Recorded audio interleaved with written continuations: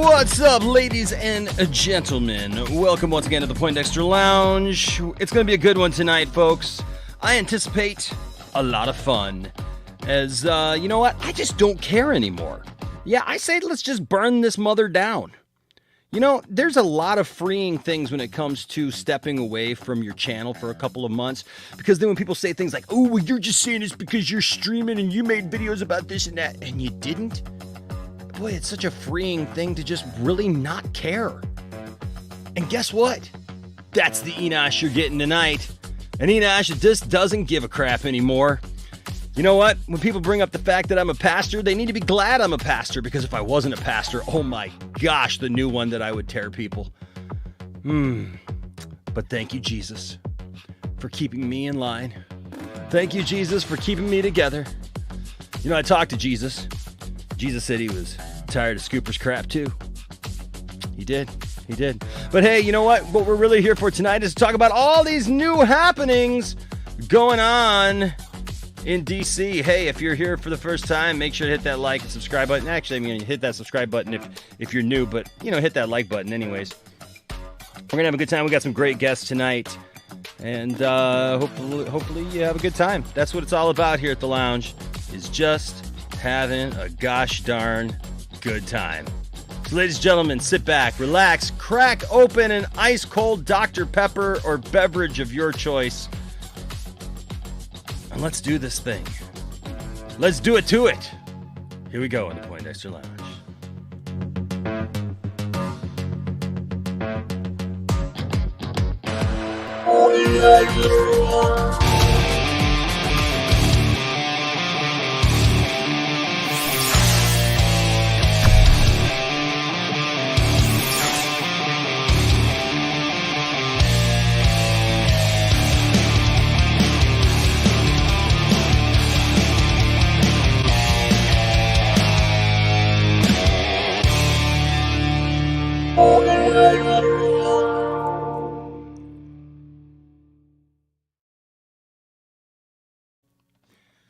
Well, the scoopers are all fake.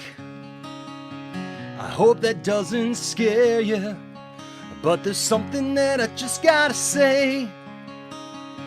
I know you'll understand. We told you time and time again that the scoopers were all wrong, but I'll have to say it again in a song. What's up, ladies and gentlemen? Welcome once again to the Poindexter Lounge. My name is Enosh, a.k.a. Enosh Fed, a.k.a. Penosh. That's a new one. Yeah. For reasons, right? For reasons, why not? Apparently that's the going term around there for me. I've been the Snyder cult leader. I've been leader of the Snyder Cut movement, according to some people. I've been, oh gosh, what else have I been? I've been called all kinds of things, haven't I? I've been called that pastor, which I love that one. That one's great. Like, that's like some kind of insult. And now apparently Penosh. And you know what's great about that is I've had a lot more than what's coming at me now. I mean, I've literally had one of the largest internet followings on the YouTubes come at me at one time with Star Wars theory. Yeah, that was fun. But you know what? Those kids are okay, and I like them. But you know what? We're still kicking. I'm still standing. Yeah. You like this guitar, by the way? This is my new Taylor. I tell you what, this is what now I invest my time and money into instead of other things, because you know I no longer collect Black Series Star Wars figures. So there you go. So I really hope the DC stuff coming out is good. But hey, it is great to have you with me in the lounge tonight. Excuse me while I put this guitar away, because this guitar I need to be very careful with. I will just put it that way. In fact, when I bring my the rest of my panel in, I'll probably go put it back in its case with its nice humidifier and all that good stuff. Hey, what's up, guys? What's new? What's shaking? You know, we got plenty of guys in the back, so I don't want to take too much time on this, but I just want to say welcome to the show. It's good to see you all. If it's been a while, you know what? Just know that I love you. And I'm just glad you're here. I'm so thankful for each and every one of you who come to the lounge. And, when you think about the lounge, I hope that you think about honesty.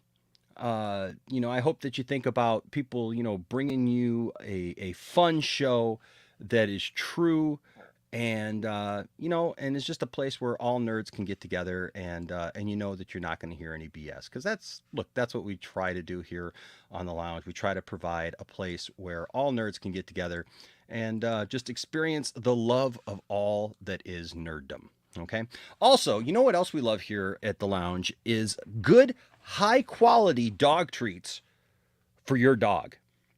That's right. And you know where you can get those is bullysticksdirect.com. That's right. Bullysticksdirect.com is the best place that you can get all kinds of awesome, wonderful treats and chews for your dog. And I know I do with my dog, and you should as well. Now, you may be asking, why Bully Sticks Direct, Enosh? Well, because my friend Greg runs the place, really.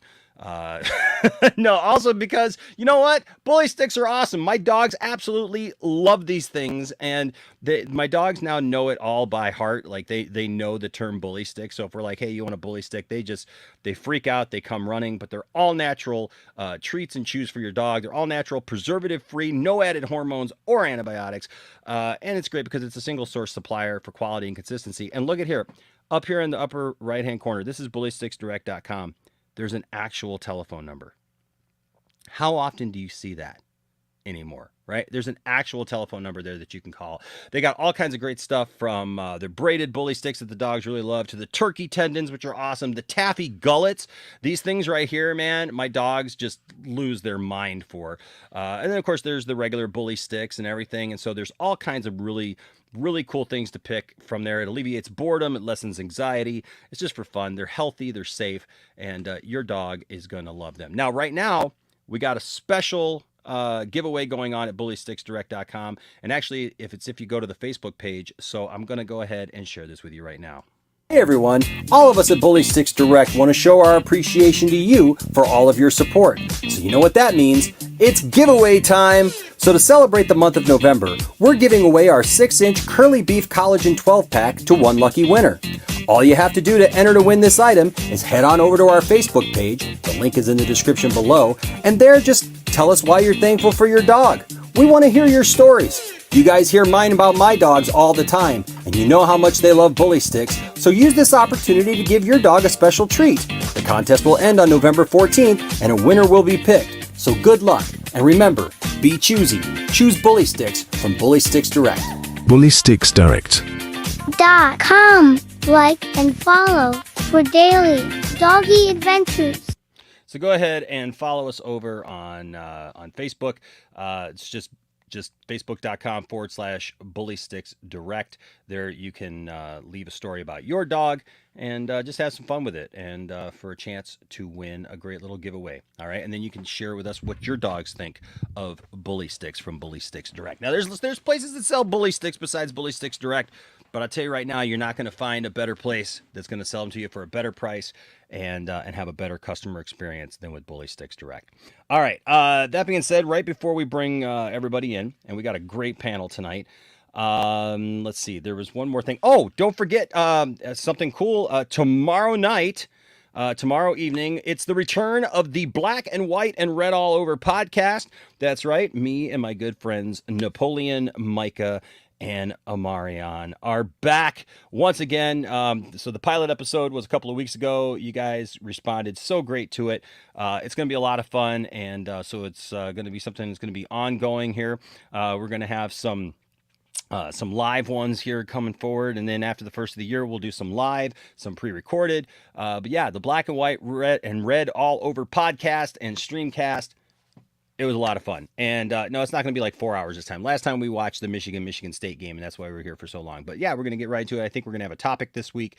And so yeah, it's going to be super cool. So join us tomorrow night. I believe we're going to start at 7 p.m. is what I believe, 7 p.m. But of course, stay tuned to the channel for further info on that. Now, that being said, also don't forget our giveaway right now for the channel. is this little bad boy right here. It's the Fast and the Furious movies 1 through 7 on Blu-ray in this cool little designer thing here. It's a little wheel, little tire, and you can have this. All you have to do, of course, is either be a member, be a patron, be someone who gives a super chat, and you're automatically in the running for this bad boy right here. All right, so thank you to everyone who supports the channel. And you know what, actually that reminds me to do this right here, because we want to thank our patrons, and I never get sick of saying thank you to all of our friends who are part of the Patreon, I should say, and of course the members. You guys are awesome. The members are awesome. So thank you to all the members. You guys are just, I'm always blown away of your guys' support. So thank you guys so much. And then of course everyone who does give a super chat during the show. You know, it is greatly appreciated, and we're very, very thankful. So thank you. And of course, some of you guys sometimes want to help out the channel, and you don't want YouTube or anybody else to get a piece of it. So there are direct ways that you can hook up with us and do just that. Don't forget, we also have the store, and coming soon, we have yes, we have Electric Mayo Rat merchandise coming. And lots of fun stuff with that is coming soon. And then of course the Kiss the Mole t-shirt is coming as well. So lots of fun stuff coming here to the lounge. Thank you guys for supporting all the other shows here on the Pantheon. It's greatly appreciated, and we just love you. So I'm glad to see you all here tonight. I'm sure that at some point you know, not everybody really appreciates me. And that's fine. That's fine. You don't have to. You don't have to. But you're going to love me. You and you and you and you. You're going to love me one way or the other. Okay, so apparently we have a... hold on a second here. Somebody's telling me that we have a member stream, so I will pull that up real quick, and then I'll bring in our guests. How's that sound? Okay? So don't forget to hit that like button. Got to hit that like button. We need you to do that.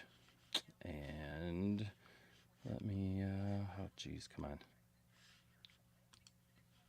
Let me do the pop out chat thing. And got that. And now we will take a look at our, our member chat. I'm sure a lot of you guys are going to have member chats tonight, because I haven't been streaming much at all. And so I'm sure some of you guys will have that pops up, and that's great, and we appreciate it, because there's so many of you guys who have been here forever, and I'm very thankful. Like, for example, Kinky Sphincter here with a 22-month member chat. Thank you so much. Says restore the Snyderverse. I'm right there with you, buddy. Thank you so much, Kinky. I am right there with you. You're awesome. Thank you guys for your support. All right. That being said, making his way back here to the channel. It's been a while. Are you ready? I wonder if he's still nerdy in many ways. I mean, he's kind of left those ways of the past behind him. Fresh off the heels of being one of few people to actually talk to Zack Snyder. Unlike, you know, some of the people that, you know, want to speak for Zack Snyder. But ladies and gentlemen, welcome to the show, the nerdy one himself, Mr. Dawson Weidrich. What's up, Dawson? How's it going, man? It's great to be here. Been a while. It has been a while, man. Too long. Yeah, it's just, life gets crazy, and obviously, you know, you took a little bit of a break, so it's just, yeah. I certainly have. We all, you know what? We all need a good rest every once in a while. Yes. To come back stronger than ever. And just able to do what we do, you know. And honestly, I put in a good 2.5, 3 years almost, man, of just nightly, just staying up till 5, 6 in the morning, and you know, it takes it out of you, man. It really does, man. And so I've needed the rest, and so, but yeah, I'm feeling better than ever, man, and just feisty as ever these last few days.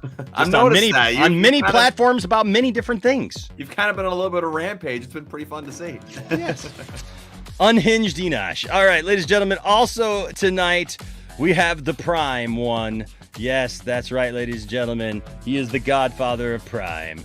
Ladies and gentlemen, Prime, the Godfather. I don't even know what that means, but you're the Godfather of it. What's up, man? What's How good, you doing, sir? What's up? What's up, Enosh? What's up, Dawson? What's good? Good to see you, man. Good to Good, see everybody.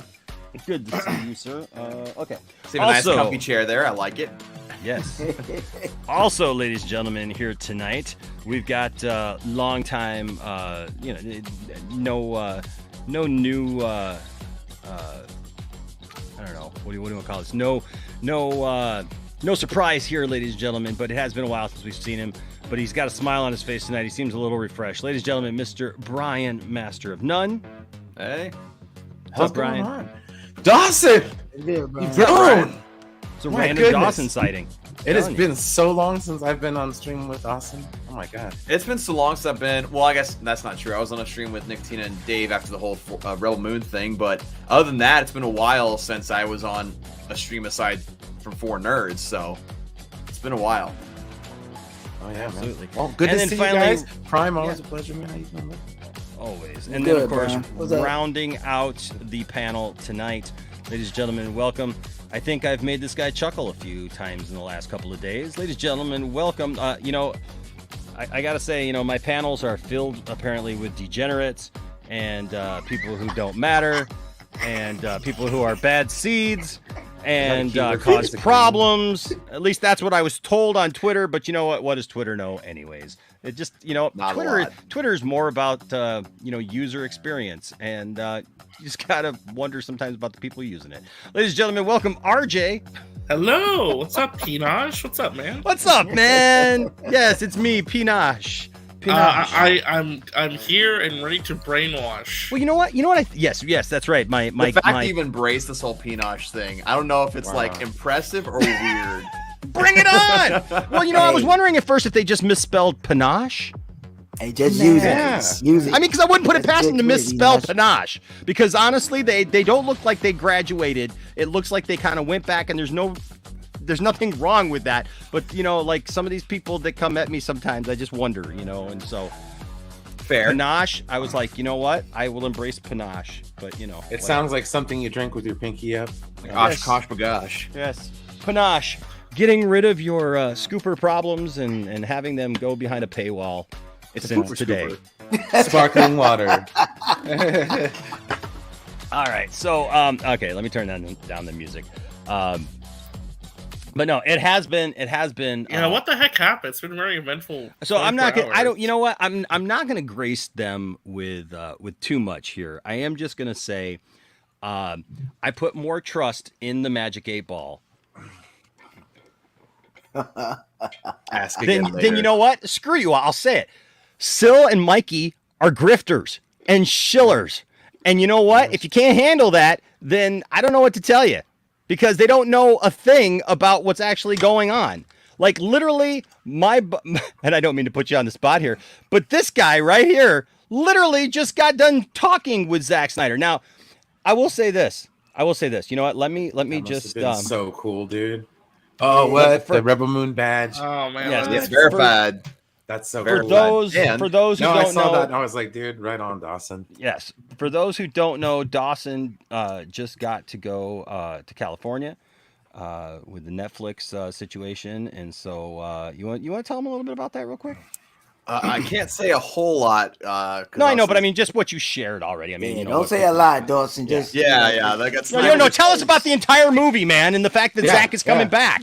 Come on, Yeah. you know, Zach personally told you that he was coming back, that he signed a deal with Warner Brothers already, that he was on his way back, and just don't tell anybody. But you know what? I'm sorry that I let the cat out of the bag. Whatever. I'm feeling feisty. What can I say? Yeah, fair enough.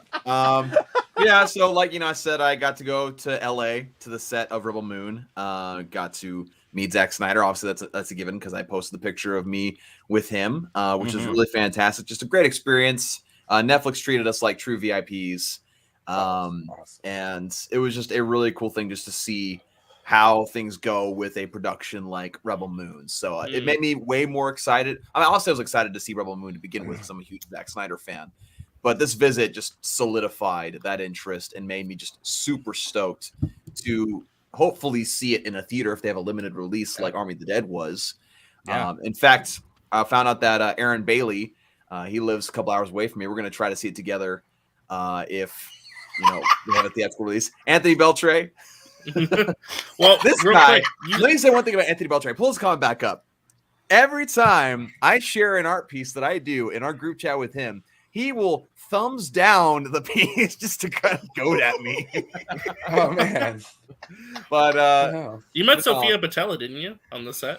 I can't speak to that. No, you can't speak to that. Okay. But man. So yes. I mean, Just messing.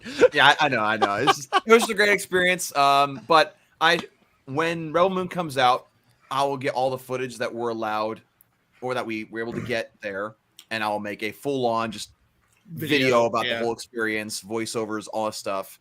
So it should be a very, very fun video to watch. It'll probably be about close to like 20 minutes of footage. So That's awesome. So I know Dawson, Zach gonna Dawson, hook would you you say that that's kind of a tease? just like to tease everybody a little bit, just tickling it a little bit. I somehow forgot that clip existed, and thank you for reminding me of that. Oh, there's more. No, you're welcome. Oh, Thank the I chat. know. Thank the chat. Thank the chat for that. Yeah. Well, that was, real quick, just to clarify the audience, like the contest that you won, Dawson, not only was it for this trip, I think it's like the artwork it featured in the movie or something, or what was it all about? They weren't really clear on that. Okay.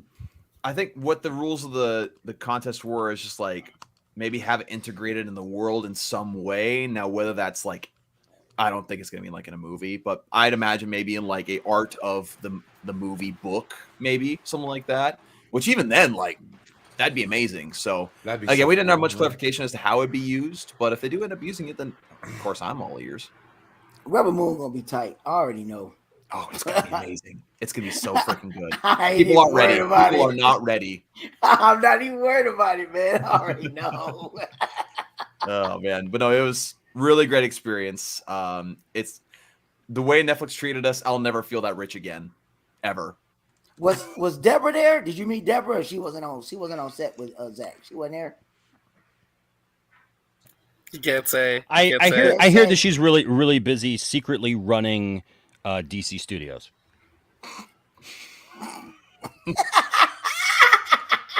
That's what I heard. I'll say is Man. Hot scoop.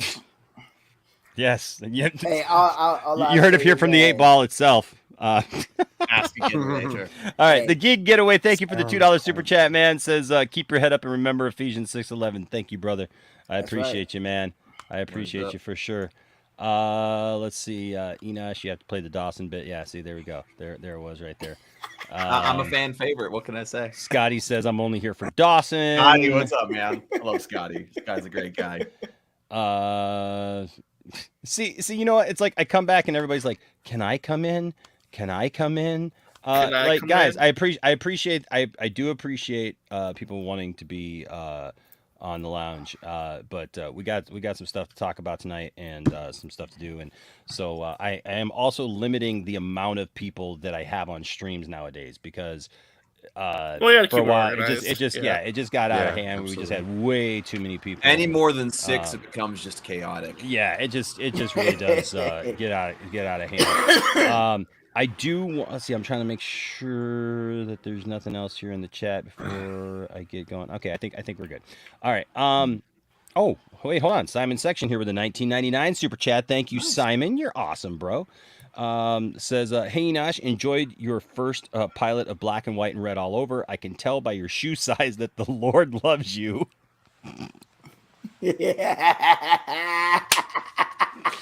I think the Lord loves me too because I'm a size David God Michelangelo edition, big enough to kill a giant.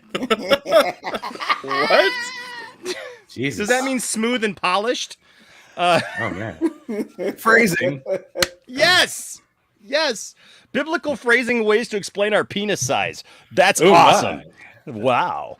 Oh, that's why they call him Pinosh. Now I understand. Pinosh. Yes, apparently. Well, I don't you know. know. Is that why? Is that I don't know. Apparently, you show it to people or something. Yeah, you Since- show it to people. That's Since the when? rumor. That's the scuttlebutt. I don't And know I'm if I like, want to dude, be here anymore. I've hung out with Enosh for a really long time. I I've have never not seen once. this Pinosh. I have am never not seen Andy Pinosh. Signor. I have never seen. I'm Pinosh. not Andy Signor. Like maybe they got me mixed up, bearded guy. I don't know. But Now I'm just And you more think- grateful that I got out of Flint, Michigan unscathed when I visited. Yeah, I mean, Oh, Dawson's been here twice. I mean, Dawson's been on the road with me, and he hasn't even seen it. Oh my! Also, too, I heard That's what could have happened. And we were in close quarters. We were tired. Anything could have happened. Well, hold on, Enoch, can you confirm to me? Is it true that you and Dawson drove to Illinois with a bunch of bricks in your car? That's also what I heard. No, that's because people are morons. That's because people are morons. No, the brick was already in Illinois. The brick was in Illinois. It's one brick. Wait, so and you it was didn't go to the hardware store to pick up a brick? What? No. What the hell? What? Oh my god, that's not a whole It nother was level. literally Like, an engraved brick by the Superman Museum. Didn't we both make like super long videos describing thought the so. experience? Well, Dawson, that would mean that people would actually take the time to the research content, something yeah. to have do some the kind of same thing comeback. they accuse us of doing. You guys don't watch our videos, so how dare you take us out of context? Right. Thank you, Simon. It's I like- I'm appreciate sorry. the love, man. I appreciate How does it the work love. that way? Oh my gosh. You also got to do the tell-all book about the story of Pinosh, how I took down a scooper empire. Chris is here. What's up, Chris? Hey, I will attempt to be on my best behavior. No promises. Okay. Apparently, I will dump chili on Dawson. Hot chili or cold chili? Yeah, that's a big distinction. Do you have a preference? I mean, I wouldn't want to get burned. Hey, look, what did you say about me? Nothing, man. Don't worry about it. Don't worry about it.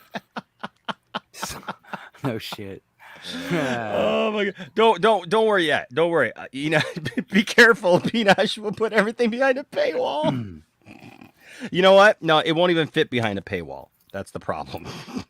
Oh my god! Speaking of paywall, I put one comment on Twitter to RJ about the whole Elon $8 just Oh yeah, like 50 and people replied to Chris. the wave of just That Chris, I told absolute you that's why stupidity you can't, that came that's why at you me. can't reply in public threads because people see that oh, it's my for opportunity to talk no with somebody. reason, man. I got called a loon. I got called the F slur. I got called racist.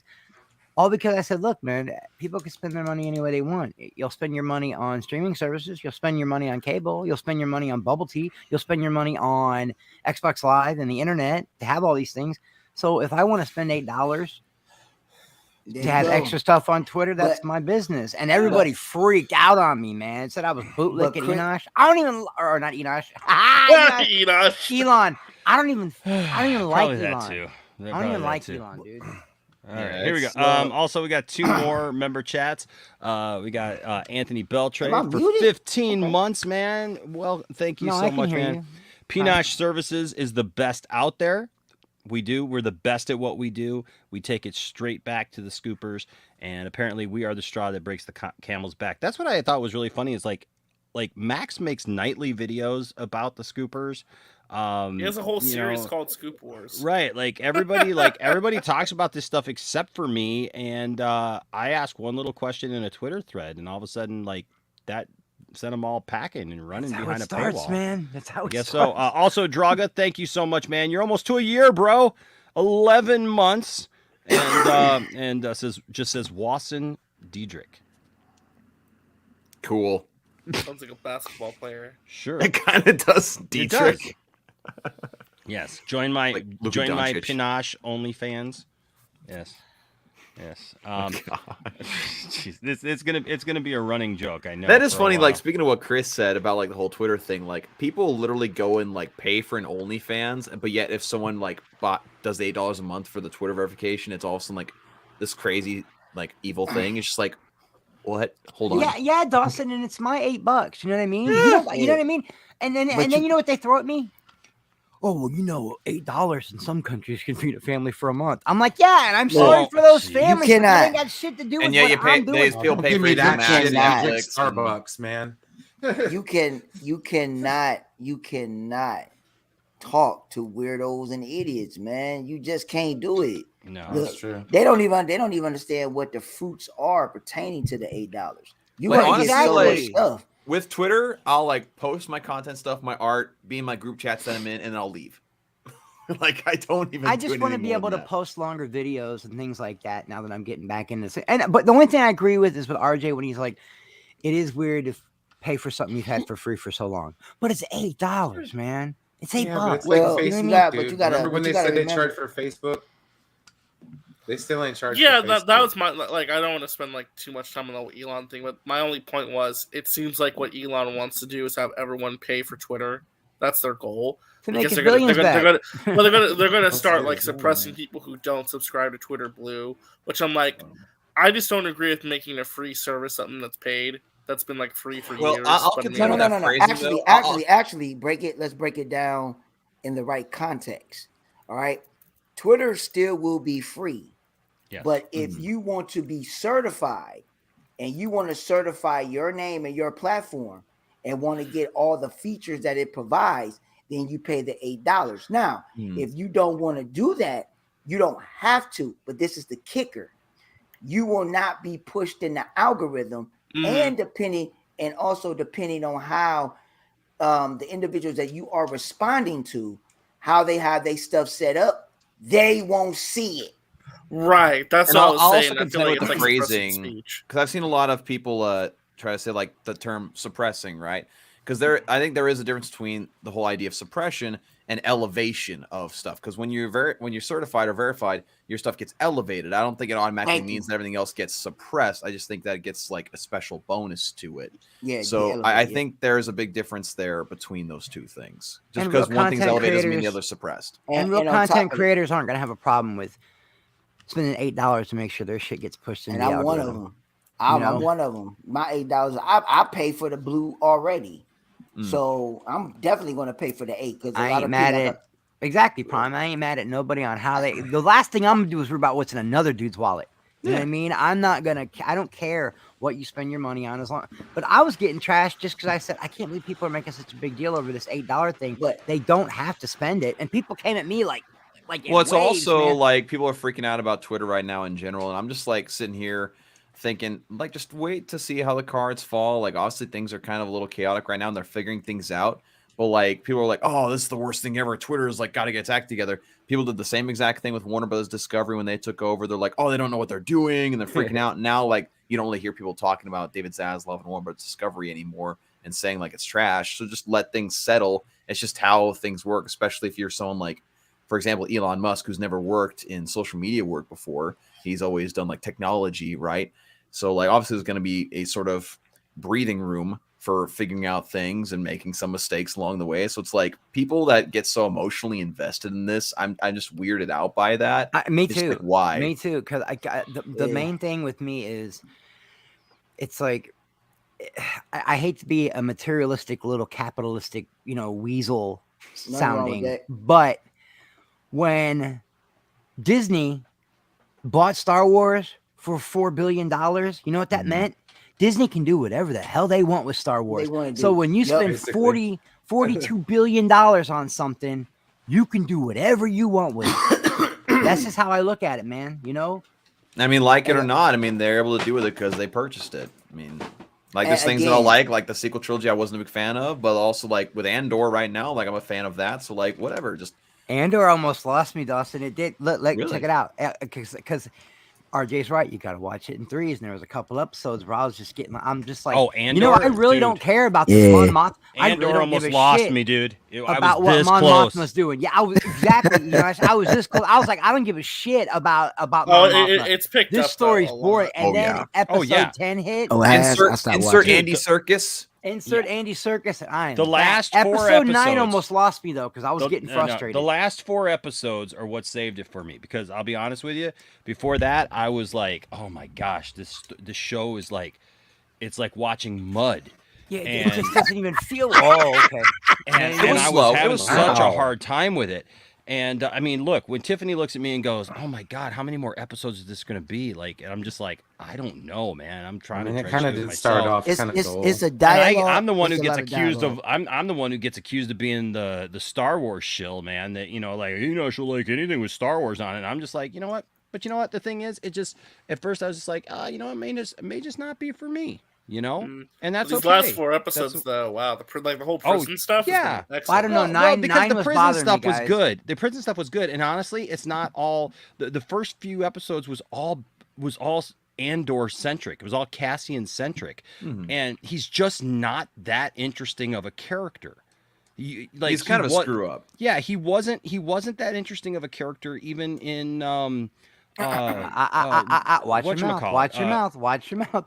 Dude, I'm just gonna be honest with you, man. He wasn't that No, interesting. you're right. Of a He was a character forgettable character. Everybody cared more in about the movie Jin than they did Cassian. Yeah, and so the nice thing about these last few episodes is you've had Andy Serkis' character. You've had these other people step up. I mean, Mon Mothma's story has Finally. Yeah, man. I will say when it first started off, it was slow. It was definitely slow, but I was intrigued by the directions they're going to take with the characters, what they're going to do with the whole Empire thing. But you're absolutely right. The last 4 episodes definitely have made it to where it's okay, yeah, I'm invested into this. I think they purposefully made Cassian unlikable for the first 6 episodes on purpose so that they could humanize him with this prison setup thing, because the prison part is the part of the show so far, by far. It's the best part. It was a fire episode. 9 almost lost me because I'm like, this is so jumbled and convoluted. What is happening? Then I watched episode 10 and I was like, oh my God. And Andor went to every level and he made sure he didn't leave anybody behind. And for the first time in the series, you're like, oh, Cassian does have a human side to him. He does care about people. Well, now we know why Snoke is so mad. He got left behind. I love the last He couldn't swim. I love the last line. I gotta watch episode it. 9. I gotta watch it. So How I gotta check it out. 12 guards on every deck. Yes, how he finally says no more than just 12. letting him know we're doing this. Yeah, that switch in his mind was beautiful. I love when that. Andy said I can't swim, the hair stood up on my arm because I was like, no. Yeah. And now everyone's like, oh, he's dead. And I'm like, look, I go by He's the old Snoke. school rules. If you don't see him die on screen, they're not dead yet. No, he's floating in. He's floating Oh, in the no. jar. What is Enosh doing? What is Enosh doing? Palpatine. For everyone that has not seen it yet, we all tell you, Chris, kiss them all. Kiss them all. Pucker up, real sweet, too sweet. Pucker up. I will reveal it to you now, and kiss it.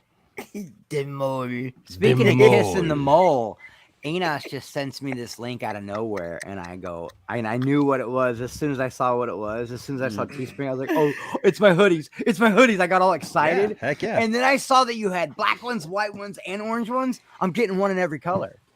That's my Christmas gift to myself. Freaking awesome! Freaking awesome! Nice. Well, so I have a couple questions. First of all, you guys want to see some cool stuff?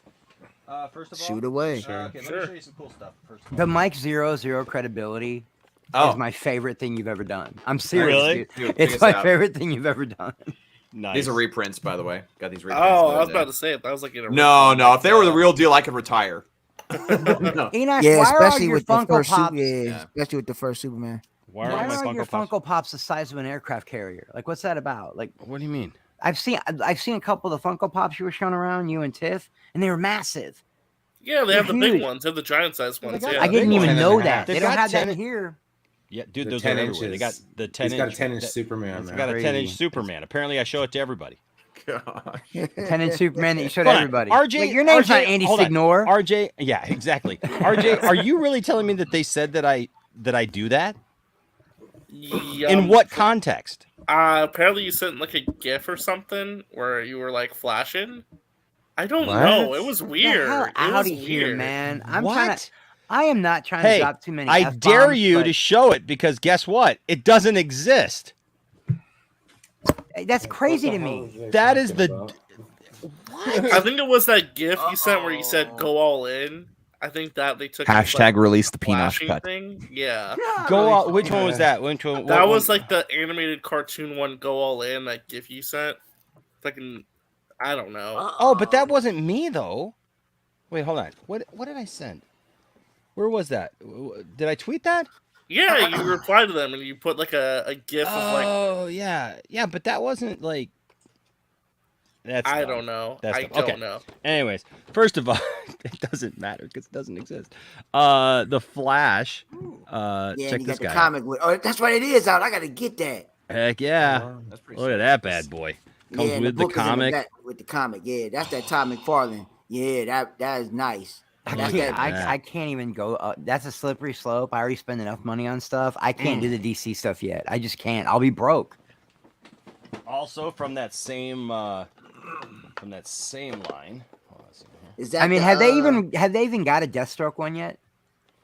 Yeah. Yeah. Okay, because that's one I will buy. I'll buy And we anything got Deathstroke. Kid Flash. Kid Flash. Oh shoot! And the Build-A-Figure. Wally. Oh yeah. And the What's the Build-A-Figure? The Build-A-Figure is that guy right The there. Darkest Night. Yeah. Oh my gosh! Freaking Batman Who Laughs mixed with Dr. Manhattan. Yeah. Todd McFarlane, man, he know what he doing, man. Yeah, they do a good That- job. Yeah, they do it. And they keep it affordable. That's what I love about it. They're good Yeah. quality and they're affordable, you know? Yeah, Yeah. I have all his Gears of War stuff, and it's phenomenal. So much detail. Yeah, my Snyder Cut Batman took And it. the Dark Flash. took a turn for the worse. That is nice. And apparently they've got 3 different heads What? Oh, for what? Dark Flash.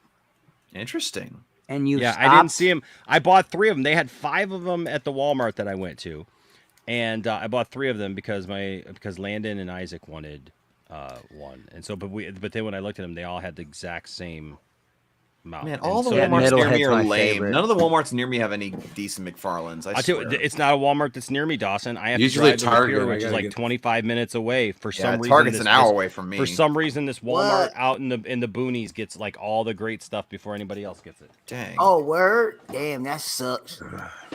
Shit, I got like 3. You have to drive an hour Walmarts away on to the me. nearest Target, and even then, it's not a guarantee.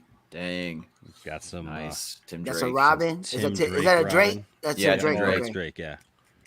Sick. I love the all red. That's Nice. cool. Oh, and that's good art on the back. I like that. Right. And then I'm glad they're finally putting art back on like the cards. And Shazam. Nice. Ooh, heck fancy. yeah. I'm excited for Todd McFarlane's Shazam figure for the new Shazam movie. I like that. Me new too. suit It a actually lot. looks Yeah. really good. It looks It like looks good, yeah. really good. I love the new suit. I'm not really sure about the movie because I wasn't a big fan of the first one, but I do like the new suit a lot. I've showed this one before, but I love this one. I want that one so bad. I love that Which run. Of, Superman is that one? Is that's that War World. War. Okay, yeah, War. Okay. I was That trying to run see. of Action Comics is Future fantastic because Yes. it's illustrated by Riccardo Frederici. He's the same guy who did the DC Black Label story, The Last God, and that one's Okay. dang good. His art is amazing. Ooh, that one's Blue Beetle, nice. Booster Gold. Booster Gold and Blue Beetle. And I love the artwork on the back of this one. Oh dang, yeah, they're stepping up the back of their boxes. Yeah. Well, there's people who are ticked off because they're no longer showing the like the figures or whatever. Oh yeah. Nah, I yeah. don't that'd be care. If great. it's a big Yeah, piece I of wanna be art, able to like- see it, before I But- buy it. This right here, folks. The Superman. Yeah. Yep, he's got legs for days. Oh, doesn't he? Yeah. Check this guy out. Oh, that's sick, man. Where'd you get that at? I got this at There and Back Again Toys, my toy guy. Now I have looked don't have a online, toy guy. I Enoch. have a That's comic cool. guy.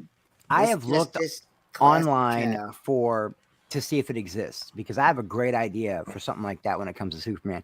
Have you ever seen those UFOs or those rocks, everything that are magnetized and they float over the thing? They hover. literally hover? Yeah. Wouldn't that be dope if they did that with a Superman, where he's just hovering? This Superman, over by the magnet? way, is taking a page out of my book. And you're doing the 10-inch thing again. Are we, He's are we going there all again? in. Well, this What about one's bigger than 3P? 10. What does 3P C3P have to say about it? 3P. I don't know, but C3P. that bad boy is. Enoch ain't open these toys, bro. He is not gonna open these. Oh, I'll open the DC ones. I'll open the DC ones. Yeah. I just don't open the Black Series ones. And but see, again, explain why you're this not cabinet, buying- I got this cabinet, and I got another cabinet coming in, and I'm changing up my whole thing here. In just a minute, I'm gonna just be putting in a single desk, and I'm gonna be kind of like changing out all. This And you're stuff. done with Black Series. You meant that. Yeah. Unless What's the matter? there's What literally just a Black Series figure that tickles my fancy for some reason. I'm that like I have to have, like there's a Mara Jade that's coming out that I may buy. And the Darth. They're actually making Mara Jade. Yeah, they're making. Oh, I've Well, got a they already couple made Mara a Mara Jades. Jade, Yeah, I've but got a they're couple. making a new Black Series Mara Jade. But I think she may be in the cool packaging like Black Chrysanthemum. Yeah. I don't mind this kind of packaging. This Oh, kind of yeah. packaging is fine because At least You it can- opens Oh, up. yeah, open it up, Lobo. and then Okay, I they're got there. you. So I think that this is what the Mara Jade one's going to be. But then they also have Darth Malik. And So Darth Ma- Bastila too, which I'm like, Yeah, and I so- need those too. Of course, they're like, first time ever. But, like, none of the Andor ones I care about. And so, like, honestly, dude, I am done, man. I am done. I need Bastila and Malik. I mean, sorry. Andor is a good story, but it's not going to produce Green any cool Lantern? action Nice. figures. That's pretty sick. Parallax. I'm trying to That's think got of cool any artwork, action too. figure that I would want from the Andor series. Yeah, no, that definitely not a lot of toys coming from Andor. I don't know. That mean Imperial chick might be cool to have. Yeah, She That might wouldn't be be cool bad, to I have. guess. That's about it. Well, though. I that can't- one dude wants a piece of and that. the droid. This is Oh, one of yeah, my favorite ones. Skirl. This is one of my favorite ones right now, though. Oh, I like that one too. That's Yeah, Speeding Superman, Bullets. Son of Gotham, or whatever it's called. that Speeding story. Bullets. Speeding Speeding Bullets. Bullets. That's right, Speeding Bullets. Yep, Speeding Bullets. Yeah, I love that one. And this one too. This is my favorite. I had to have this one. Oh yes, Nightfall. Yeah, and this talk about great artwork Ooh. on the back. Yeah, Don't yeah. mind These if are, I do. You know my address. I've sent you plenty of figures. Over I know here. you have. I'm just All kidding. right. I know. You have. So I just want to make sure everybody is aware of this. This gentleman right here is Zack Snyder. Some of you may have heard of this guy. Vaguely. Who the hell's Zack Snyder? Well, I could tell you, Zack Snyder is a man that He a that neither beast. Sil Abdul or Mikey Sutton have ever talked to. Never. Never. He's done a Are couple you of movies. sure? Yeah, Are you he's done sure? he's done Did a couple. Jesus of, tell you that? He's done a Jesus told couple of me- movies. Enosh, you are right. He's done Jesus the told me. greatest movie of all time, Sucker Punch. And I'll die on that hill. The extended cut of that movie is really fascinating. But I yeah, still have yet to watch it, to be honest with you. It's So- a good one. So It's, that it's definitely more psychological. My first Zack Snyder movie was when I was a kid and I watched Legend Yes, I did. of the Guardians. You ain't the seen Owls of Sucker the Punch? I have You not. ain't Owls of never the seen- Hool is fantastic too. It is a great movie. It's a great animated movie. Very underrated. You ain't seen Sucker Punch, Enosh. No, I've not seen Sucker Punch. I I've need tried to If see you're time. gonna, if I've you're gonna, if tried. you're gonna watch, if you're gonna watch it, watch the extended version. That's the Yes. real version. Yes, Yes. you gotta watch the extended version. There is And- there's a McFarlane toy for the Robin King. There is. Yep. In fact, I have it somewhere. he's like, in Yeah, I fact, think you I got have it it. a while back because it came It's out a here while in ago. my there's toy like, store. There's like this whole there's whole stack. There's like two whole stacks of DC. Because it came out with the Dark Knight's Death Metal run that came out like what, a year and a half, 2 years ago. yeah. Because I yeah. have the Superman and Wonder Woman from that run, and Batman. I just wanted everybody to know before we get into the topic, the actual topics tonight. I want everybody to know because everybody's like, "Are you okay, Enosh? Are you okay?" See, when I say that I'm okay, I just want to make sure everybody knows I really mean I'm okay. Like I'm better than okay. You I mean, don't it's even not like My understand- Chemical Romance where it's like, No, you don't even understand how much.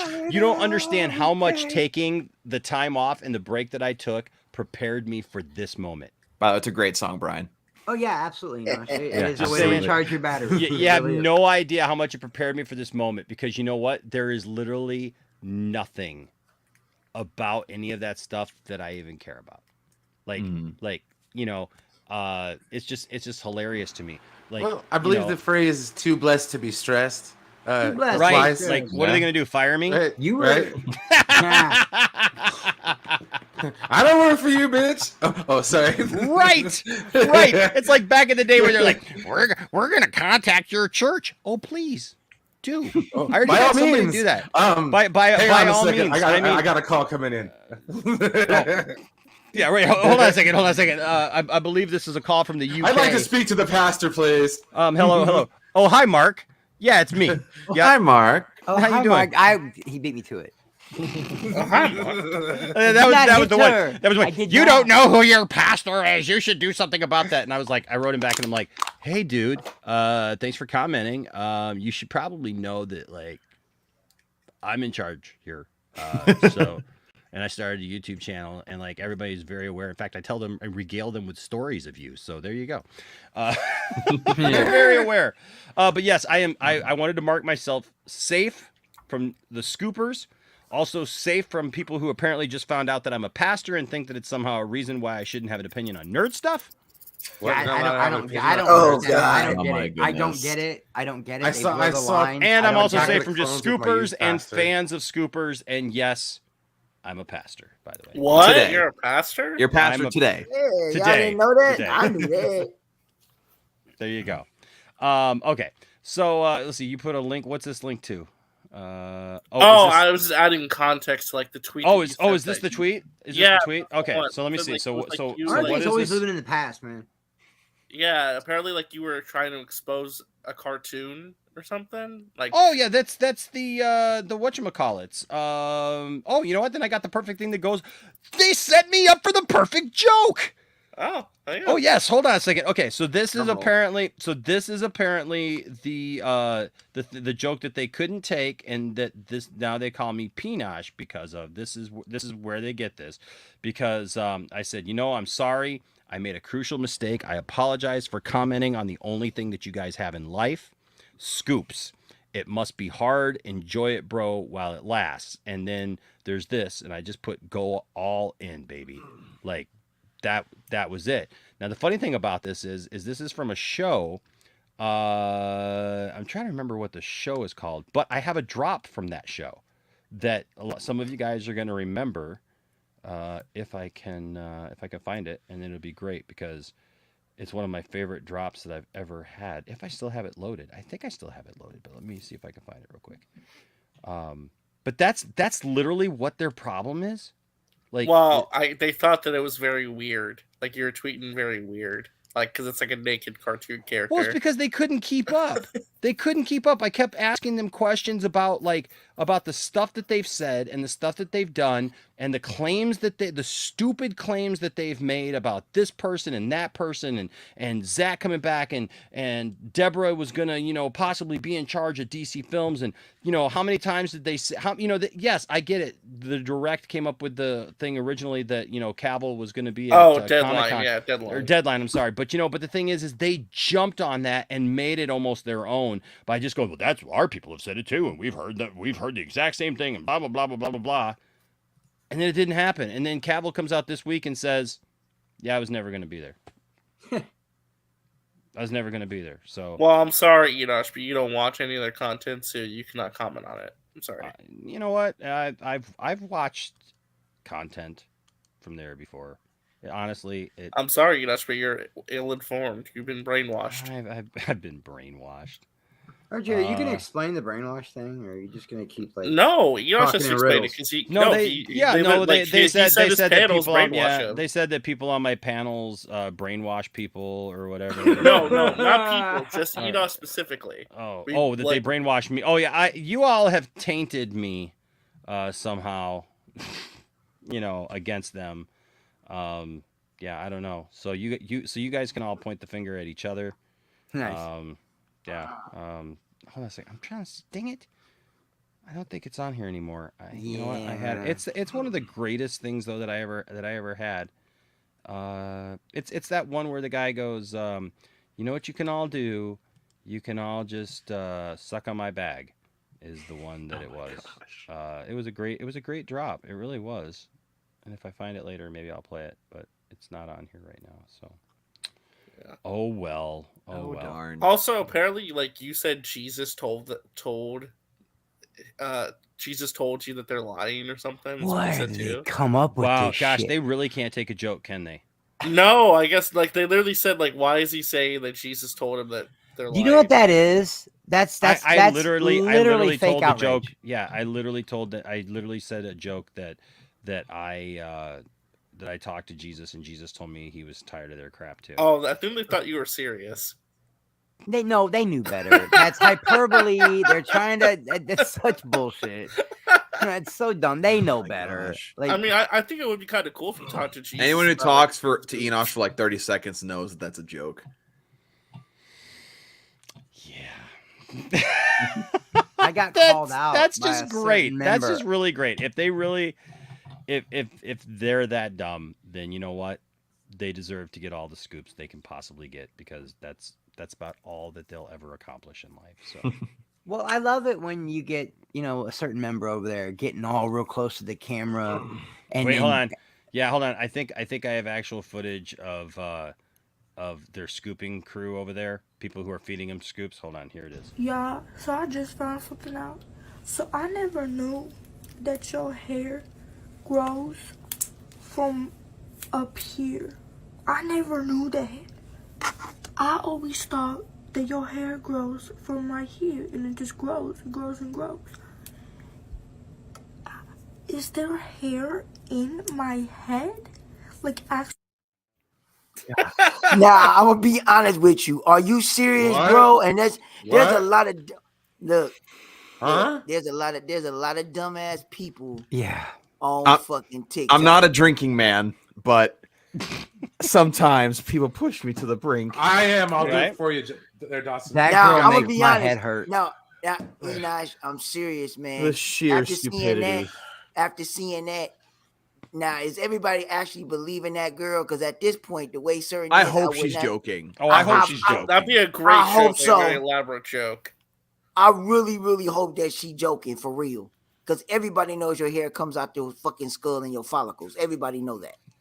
Well, Well, I apparently wouldn't not. say everybody knows that. I don't know. She really thought that the hair comes from the brain. I never knew that. Wow, that's pretty intense knowledge, man. I never knew that. Wow. But Enosh, like everyone wants to know, why did you decide to do what you like, reply and ask that question that you did? Just because you were bored or what? Everyone's like saying, "Oh, you just wanted the clout." No, I'm seriously sick of their bullshit. I mean, like, His channel's bigger than all of their channels put together. What are can't you somebody talking about? can't How somebody is he literally getting just be clout? sick of people's crap and just be like, Yeah. hey, I mean, you know what? I can speak for myself. All I can say is that I listen to Scoopers just to be entertained because honestly, I mean, for everybody that know me, I speak business. There's no way that you're going to know something that's years ahead and nothing has came into fruition. You can speculate all you want to, but most of that stuff is all And fabricated they've making anyway. bogus claims for about 3 years now. Well, Oh, come yeah, on. it's When been steady. Mikey, It's been yeah, steady, though. when Mikey puts out the thing, literally when like the ink isn't even dry on whatever deal Cavill had. He was literally Contracted, coming but out he knows. that day, contract, whatever. There's no movie script. They haven't Or even sat down and discussed what the next Superman film will even be. Not a and director and anywhere. yeah, It's and like- Geekosity is coming out with articles saying that they know what's in his contract and also that they know for sure that Brainiac is going to be the Yeah, villain. they know the entire story of the sequel. Yes, that they and know that the they're gonna story. Use them as a theme. Yeah. Well, and here's the thing.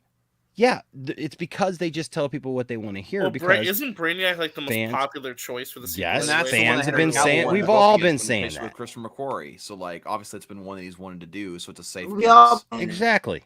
And that's what it Exactly. is. It's a safe guess.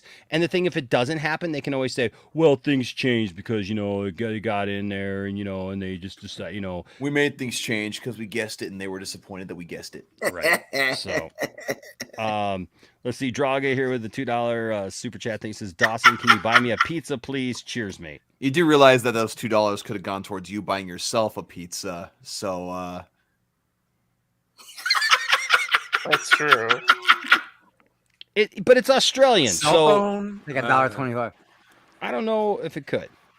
I mean, it could have gone towards it, not like paying for the full thing. Maybe but he it could've, wants like, American pizza. Oh man. I don't know. So I I don't know wouldn't if that's cover gonna help shipping. you, Axel. See, I don't know if you've been paying that much attention to Twitter, Enosh, because this dude was getting all up in the screen and being like, and just real soldiers around here, and ain't nobody got the balls to come to this channel and What? debate me, blah blah. Yeah, and then he mentioned me by name, like that bipolar Jedi kid. I got your kid, motherfucker. All right, you peanut head looking motherfucker. It's a bunch. And then he calls it's a bunch me of out talk. over and over. Come on, Dawson. How long we been doing this and together? then ignores me. Okay, how long we been doing this together? For a while. I mean, for how a long while. have we known each other? Right. Okay. This is how we met. This is how first of all, it's how I met all of you guys. But I met let's all be three of honest. you with guys on the let's same be honest stream. with you. You literally have these people acting all gangster, like they're like this stuff means anything Acting other than hard. just like some fun cape stuff. It's pop and like, culture, oh so look, it we is. got the scoops, man. Look how important we are because we got scoops. You know what? Today, I literally asked a bunch of my nerd friends who aren't a part of all this because like they were like, hey, what's going on? And I'm like, today's been a funny day. I said, these people coming at me on Twitter and everything. And they're like, oh, really? How's that working? I said, oh, well, have you ever heard of Geekosity? And they're like, Pure insanity. no. No, what's Geekosity? I'm like, well, according to them, it's one of the most prestigious, news outlets for nerds everywhere. It's shit And, rag. It's and a the guy shit looked rag right at me. tabloid. Guy looked right at me and said, "Well, Giant Freaking Robot is a site too." Oh my Oh goodness. no. We all know So their is Cosmic credibility. Book News. So is what's the other one? Don't they quote them from Got time to this time? covered. Yeah, we Coach got this covered. Murder. And they literally said to me, all you got to do is have a website and like say stuff. Like it's not, you know what I mean? But that's the thing. And so, you know what? Yeah, they can put stuff behind a paywall now. They can all tell their little jokes. Oh, it's Pinoche and it's, and he's the pastor and he's this and he's that. Oh, he's the leader of the Snyder Cut movement. Oh, gracious leader. You know what? That's what I said today. It's like, you know what? 100% leader qualities, no swill. No Hey man, swill. look, it's always easier to hear the lie that you want to believe than the truth you know Well, that's gonna hurt you. I don't want to go on this because we got. No, more I'm benefits to talk about, but I just yeah. want to say this really quickly. When you make things personal and you go after someone like William and say, "Oh, like why should we listen to a guy who works at a hardware store?" I work Like, at an come auto on. parts store, dude. Come at me. All Like, right? William doesn't Well, they're well, just you know what? That's so saying a lot. dumb. That's saying a lot. Basically the same thing. When the leader of At least I have a Nation job. works at a auto plant. I'm So not who on a- cares? I'm not. So I'm wait, not blue sitting on collar my work couch, is now something to be shamed about. unemployed. Yeah, and here's the thing. Um, And here's the thing. You know why I believe Williams takes on stuff more than anybody else? Because first of all, William has proven that he actually knows people who work within Warner Brothers. Because yes, that guy who works at Home Depot also has a place called the Sci-Fi Center, Comic which book the store, Sci-Fi yeah. Center is not just a comic book store, but it's also a toy jobs. store, but it's also a nerd like gaming Yeah, he facility. runs Like events all the time. with yeah, people in the it's a industry. huge place, and they do all kinds of events with and in Oh, yeah, they do. conjunction with Warner Brothers. Literally, the trailers and stuff that we played, like that, like every once in a while we get copyright claimed on or whatever. Like literally, he showed me the details of the contracts that said, Enosh, if you get, because we were going to do a big thing on Black Adam that we ended up not doing, but he was like, don't worry about any of that stuff. We can show all this stuff because we actually have the license and the permission to do it because I'm doing it through my thing. And I was like, awesome. Oh, Right? nice. The guy literally got a truckload of swag to give away because they actually premiered the freaking movie. Yeah, but he's got Black In Adam stuff Vegas. over there. He's got all sorts of stuff. Yeah. That's what I'm saying. So, like everybody who just, when it comes to William doesn't just talk. William is a very, very smart guy.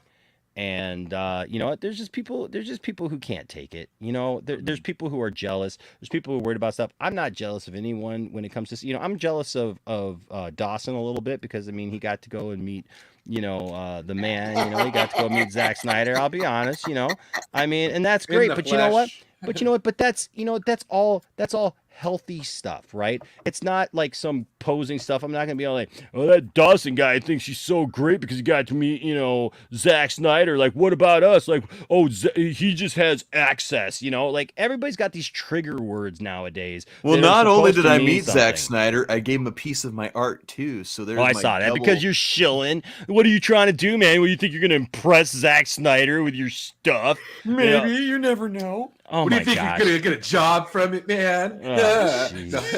You never know if you don't try, No, man. if you did, awesome. Right. No. man. Right. Like, but so that's the great. thing is like these people act like that they're just going to be jealous over every little thing. And they're like anybody who does anything Well, it positive gets whatsoever. so personal so quickly too. It's It just like, does. why? And it's like, why does it have to be his freaking competition for everything? Well, it's like what and I then, said, and like, then when you opinions just and ask criticism then when you is just the ask a intent. question about something like, how are we supposed to know that that this is supposedly true, right? Well, no, we don't have any kind of proof whatsoever. We don't have anything that we're going to actually show. It's just going to be, oh, well, now, you're a problem. And telling people that basically if you're not with us, then we're just going to block you all out and, all that stuff, So, it just is what it is. And I'm just done with it. And and here's the thing. I'm not worried about it. I'm really not Well, there's no worried reason about to. I'm There's not nothing worried to about worry about. Like, there are There's people on the not. internet. Like, what are they gonna do? It's not Nothing to do. real. You know, I keep trying to remind people of this. Like, YouTube stuff is not real life. Same with Like, Twitter and seriously, all social like media. it's the same people coming on. Oh, Enosh is a fat substitute teacher. What? Like, I'm sorry, some people do like real positive things with their Really? life, like Wait, like God damn go to a that. school. Like people mocking me because I went and started teaching school. Okay, Like my mom did substitute teaching, and like My mom Why do taught they for care what you 25 do with your years. like? Here's my thing. Why do they care what you do with your own personal life? I don't That's know, what they do. but It's here's so the thing. weird. I went there to help people at the school, and I've loved being there. Now I'm actually on staff there. You know, I mean, like I work with several teachers, I work with several students. I'm all over the freaking school. You know what I mean? I'm just glad to be there and have fun with them, and I'm helping kids learn and making a difference in my community. And for some reason, to some people, that's like, I don't, you know, I mean, I don't know what they You think. son So- of a bitch. How dare you? Right. So horrible, man. I'm trying to do positive things through my faith. I'm trying to do positive things through what I'm doing for a living right now. You know, I mean, wait till they hear that I'm a Mormon sports commentator. Oh man. Oh, well, we know that, man. You know, hey. Oh my goodness. Hell But you know comes what? I raining think down. okay. So I will end the entire segment by just saying this because I found the thing that this is from. I found this show that's on CBS. So I found the clip that I used to play, and so I will end this my whole segment about God. this. I'm done saying stuff about this. We're gonna go on to the actual stuff that's happened now. But here you go. You can all suck my bag. I'm super cool, and it makes y'all mad and jealous. So suck on my bag and deal with your shit. Peace. I'd say that right now. What cartoon is this? It's never called, heard like of the. it. Oh my gosh! I can't remember what it's called. But it's hilarious. It's a great. It's a great thing. So. It's got like the cheap animation style that every other animation show has nowadays. Yeah. Either that Yeah. or the Bob's Burgers style. Basically. Yeah. Stylistic choices, you know. Yeah, they're just Everybody across the went board. to go see Wakanda Forever. A lot of people didn't like it. All right, I'm going dude, to see I it was going to go tomorrow. see it Friday. I'm like, oh, tomorrow. I'm I'm see gonna it try. tomorrow. I'm I'm gonna see it try seeing tomorrow. it tomorrow or Saturday. We'll see. Yeah, I'm probably gonna that's do like good. a review on my channel after that. But Somebody said wait till it comes out on Disney Plus. I'm like, oh man. see, I've heard different things. I've heard people really liked it. I've heard some really positive things about the acting. But then again, you know, different Well, people, different. I shows. was shocked because like I've heard like on my timeline the people I talk to like on social media like they really seem to like it. Then I talked to Max and Matt and they both were like, it's okay. Yeah, And they were kind of so mid. I'm I like, was oh, that's how I shocked. felt about Black Adam. So I was like, oh no. Yeah, Black Adam was just like one-time viewing experience. Whatever, it's fine. But like, Yeah, I Nothing didn't special. send me over the moon. yeah, especially not the kid. Golly. Let's go ahead and get to the top. All right, so a lot of stuff happened this week. A lot of fun stuff that came out this week. And Right. so first of all, let's talk about the fact I thought that this was really cool. Look, I know everybody. James Gunn's approach to everything is not everybody's style. I know Dawson has been on record before. I mean, he didn't care for Peacemaker, and Was Well, I he didn't biggest watch fan? Peacemaker. I had no You didn't desire to watch- watch it. okay, he didn't. Oh can't man, really you gotta speak on watch it. it. It was pretty good, man. I tell you what, the way I've it seen ends is clips. phenomenal. I've seen clips, and that was enough for me. Like Well, I see, don't that's like the that humor thing. at all. Okay, well that's the thing though. That's not the entire show. I know, but like I don't like stuff that contains that kind of dumb humor. It just Well, always bothers me. I don't So, know, like, man. That's just my Maybe thing. maybe just find a way to divorce yourself from that and enjoy it. You know, It's I pretty good. can't though. Like that, I can't separate that. Anyway, so I like Guardians of the Galaxy 1. Not as big of a fan of Guardians of the Galaxy 2. There are elements of the Suicide Squad that are pretty good. I hated some of the character choices they made. Let's see, what else has he done? Peacemaker. Should have I killed didn't Rick watch, had no Flag. desire. I agree. They shouldn't have killed Red Flag or Captain Boomerang the way they did, and they shouldn't have No. killed Mongal the way that they did because that was just stupid. Like Well, Mongal, who the hell Mr. was- Mongol. what was that? TDK, Like- like, Oh, the Mongo. detachable kid. That was so stupid. It Oh, was like, so dumb. Oh, They- he didn't die though. He didn't die though. He's still terrible alive. waste of Nathan Fillion. But like Mongal, I will go on record on saying the way they killed Mongal was so stupid because her brother Mongol rules War World, right? And Mongol goes toe to toe with Superman on multiple occasions in the comics, and you're telling me she dies in a freaking helicopter crash? Are you freaking kidding me? Thank you, Dawson. I was gonna say the same thing, bro. That pissed me off. I watched that with my cousins, and I was just like, none of them are comic fans, and so Just they're the sitting there first like, 5 she minutes died, of and it, I'm you're just like, damn you. freaking, this is already driving me nuts. Anyway, there's some good stuff about it, but anyway, I don't hate James Gunn, nor do I really like him. Yeah. Anyway, So No, so and this look, you're and kind then, of look, on it's the fence fine. about it, kind of. It's Yeah. fine. It's fine to have opinions about, about different things, right? I mean, that's absolutely fine. And I don't, Subjective. yeah, it's all subjective, Yeah. and that's why it's fine. But I will say this: I think that it's really cool that for the first time, we are actually seeing the leader of the DC, uh, movies and television shows and whatnot actually address the fans. Oh, the communication as far has been amazing. Like it's so much more transparent than what we've had before. Oh, and yeah, that's my thing absolutely. with this. Like, I like how transparent he is, but I also am open-minded to him simply because of the fact that he's been a director his entire career and he's experienced executives like hounding on him throughout his career. So I would like to hope that as one of the heads of DC Studios, he allows the directors to have a lot of creative freedom, exactly like he was given when he was brought onto Warner Brothers to do the Suicide Squad.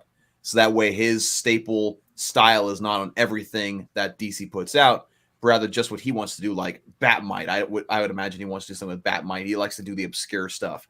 But everything else, just let him have creative freedom as long as it stays within like the story continuity. Within Let the him do what he outline wants. of the universe. You know what I Right. mean? And so, like, I think he'll do a good job with that, hopefully, just based off of all those observations. But yeah. Yeah. 41,000 says that's the problem. Gunn just throws things in the story, ignoring weight. Superman was shot with a kryptonite bullet. When? Here's the thing, though. 41,000. I feel like this. The kryptonite bullet thing. I feel like so many people were over the top, right? About. Well, it's not that big of a deal. It's not. It's really not that big of a deal. It happened in the Not really. comics. It's not that big And of a deal. actually, if you think about it, it makes complete sense with what ended up happening in Batman v Superman, because of the fact that Lex, they find the biggest, supposed storehouse, or the biggest piece of kryptonite that they've had. They didn't say that was the only piece of kryptonite that had existed. Right. Obviously, Lex was doing some kind of experiments on kryptonite or whatever, and it makes complete sense that he would have got the kryptonite bullet from Lex, who may have been trying to test and see how far Superman could go, how far his powers went. And Well, I was gonna mention and too. all It that. lets you know like there's been like the universe wasn't on pause all this time. But there's a bunch of stories going on that we just haven't seen. Like, My there's a issue with story that in the though world, is like I know that Superman's been shot with a kryptonite bullet in the comics as well as in animated shows. I get that. My main issue is that if you look at both versions of Justice League, whether it be Justice League or Zack Snyder's Justice League, Superman's speed is almost on par with the Flash. And so if you shoot in his direction, he's going to see it and be able to move out of the way. Even if it's a kryptonite bullet, it's still a little ways off. So he's still going to be able to move out of the way in time. So unless he's like gassed like Batman does to him in BVS, like I That's just not have the a way hard I time. looked at it, though, Dawson. You know how I looked at it? Is that Superman at that point in his career would have probably, because look how he fights Batman, right? How he fights Batman, like he is not thinking about things that he could be vulnerable to at that point, right? So Pretty much. so he's going in full tilt on stuff like this, and with a bullet. Every other time he gets shot, he just stands there and takes the bullet. That's fair. That's fair. Right? So you don't see Superman dodging other bullets, or other kinds of bullets. And so, more than likely, if he got in the comics when he got shot by a kryptonite bullet, that's pretty much what happened. I mean, If you although didn't see it, I'll offer a kryptonite counterpoint. bullet. I'll offer a counterpoint. Sure. Again, he's able to see in slow motion basically because he's super fast, right? So if he notices that a bullet is not like a regular bullet, like a green kryptonite bullet, for instance, then in my opinion, maybe he logically should maybe be able to get out of the way if he notices a little different. Maybe his curiosity just gets the best of him. Sure, I can give you that, but Or at that point in the story, if it happens, especially before Batman v Superman, he doesn't even know. If it happens before kryptonite Batman is. v Superman, then sure, I can concede to that. Then he doesn't even really know what kryptonite is. Or the bullet. I mean, we don't know the whole story of how it happened, but maybe like the bullet was like it seemed like a normal bullet, but on the inside it was kryptonite. You could explain it that way too. To where it was yeah, I normal mean, there's bullet. a lot of different ways. But I mean, Sure. I guess the point for me is like how long have we said about people that we didn't like in charge of DC, right? Walter Hamada. Oh yeah, of course. You know, and everybody else, right? That like they're ignoring the fans. Completely ignoring the fans, not listening to like so many things would come up and we're like asking questions like you know, about this and that, you know, and we're getting absolutely no kind of answers whatsoever. And now, actually, to see what James Gunn did, actually addressing fans and saying, "Look, I'm aware of all this stuff. Basically, we're aware of the Ayer cut. We're aware, you know, obviously, he's friends with both David Ayer and Zack Snyder. Good, bad, and different. However, somebody wants to, you know, put it, whatever. It's just a fact. I mean, even this week, him and David Ayer." Exchanged, positive remarks back and forth to each other, Real quick, could I just friendly contend with IMDL's comment here? Oh, right. Saying getting hit by kryptonite pellets and BVS. I'm assuming is what he's referring to. Well, the first one, Superman caught it in midair without knowing what it was. And the second one he got hit by, he was still recovering from the effects of kryptonite. So that's a little bit different. But anyway. Yeah. So I mean, he didn't get hit by a kryptonite bullet. He got hit by the gas, and then Batman started whipping his ass. Yeah, because it exploded after. Yeah, and he inhaled, and he was weakened. He inhaled the toxic green gas. He breathed it in. Yeah, he breathed it in. The fart gas. Yes. He inhaled. I'm just being stupid. Sorry. Yeah, no, and so like I said, it's all fine. Look, I could be back here in a year, 2, 3, going, gosh, this is the absolute worst thing that could have ever happened, and like I wish that it wouldn't have happened. The point for me right now is that I'm remaining positively optimistic to see where it goes. Look, we know what the alternative was up to this point, and so you know what, my thing is like it's not like he's gonna direct every movie. It's not like every movie's gonna be his. He's gonna direct some stuff, but not everything. Yeah, he's more like the creative. He's I probably imagine he'll direct the more obscure stuff, which I'm okay with him staying his little obscure parts of. Right. Well, I was going to mention, we know for sure he's directing all of Peacemaker season 2. He already confirmed that, and he is pitching like this. He wants to direct like this big secret movie project of his, whatever it was that we know about from the Hollywood Reporter. So he's going to direct a couple movies and series here and there, but not all of it. He's going to be more producing and then just constructing. And a lot of people keep saying, "Oh, he's going to direct Superman." I mean, Warner Brothers, the previous regime, was pressuring him to do Superman when they first brought him on, and he said no. Why would he do it now that he has actually control of what he can do? That's a good question right there, Dawson. But I'm going to tell you why. Because maybe the Superman that the old regime probably wanted him to do, he didn't want to do what they wanted. So now, since he's in control, the possibility is that now I can possibly do the Superman that I would like to do instead of trying to be forced from these individuals and trying to tell me what, they want me to do and such and such and such. So the possibilities are endless. I mean, if he don't want to do it, he don't want to do it. But I wouldn't put it past him if he did. Also, I think Plastic Man would be a good James Gunn character to do. I think he'd do well with Plastic Man. I think he'd be able to do that pretty well. Oh yeah, 100%. There's a lot of. He killed it with Polka Dots, man. Plastic Man is an OG character. A lot of people. My only problem with Polka Dot Man and the Suicide Squad is that he's the one that died and didn't get the show. I wish they would have given him an HBO Max series rather than Peacemaker, just because he was more interesting. I like the actor more. I think that would have been at least more generally well received.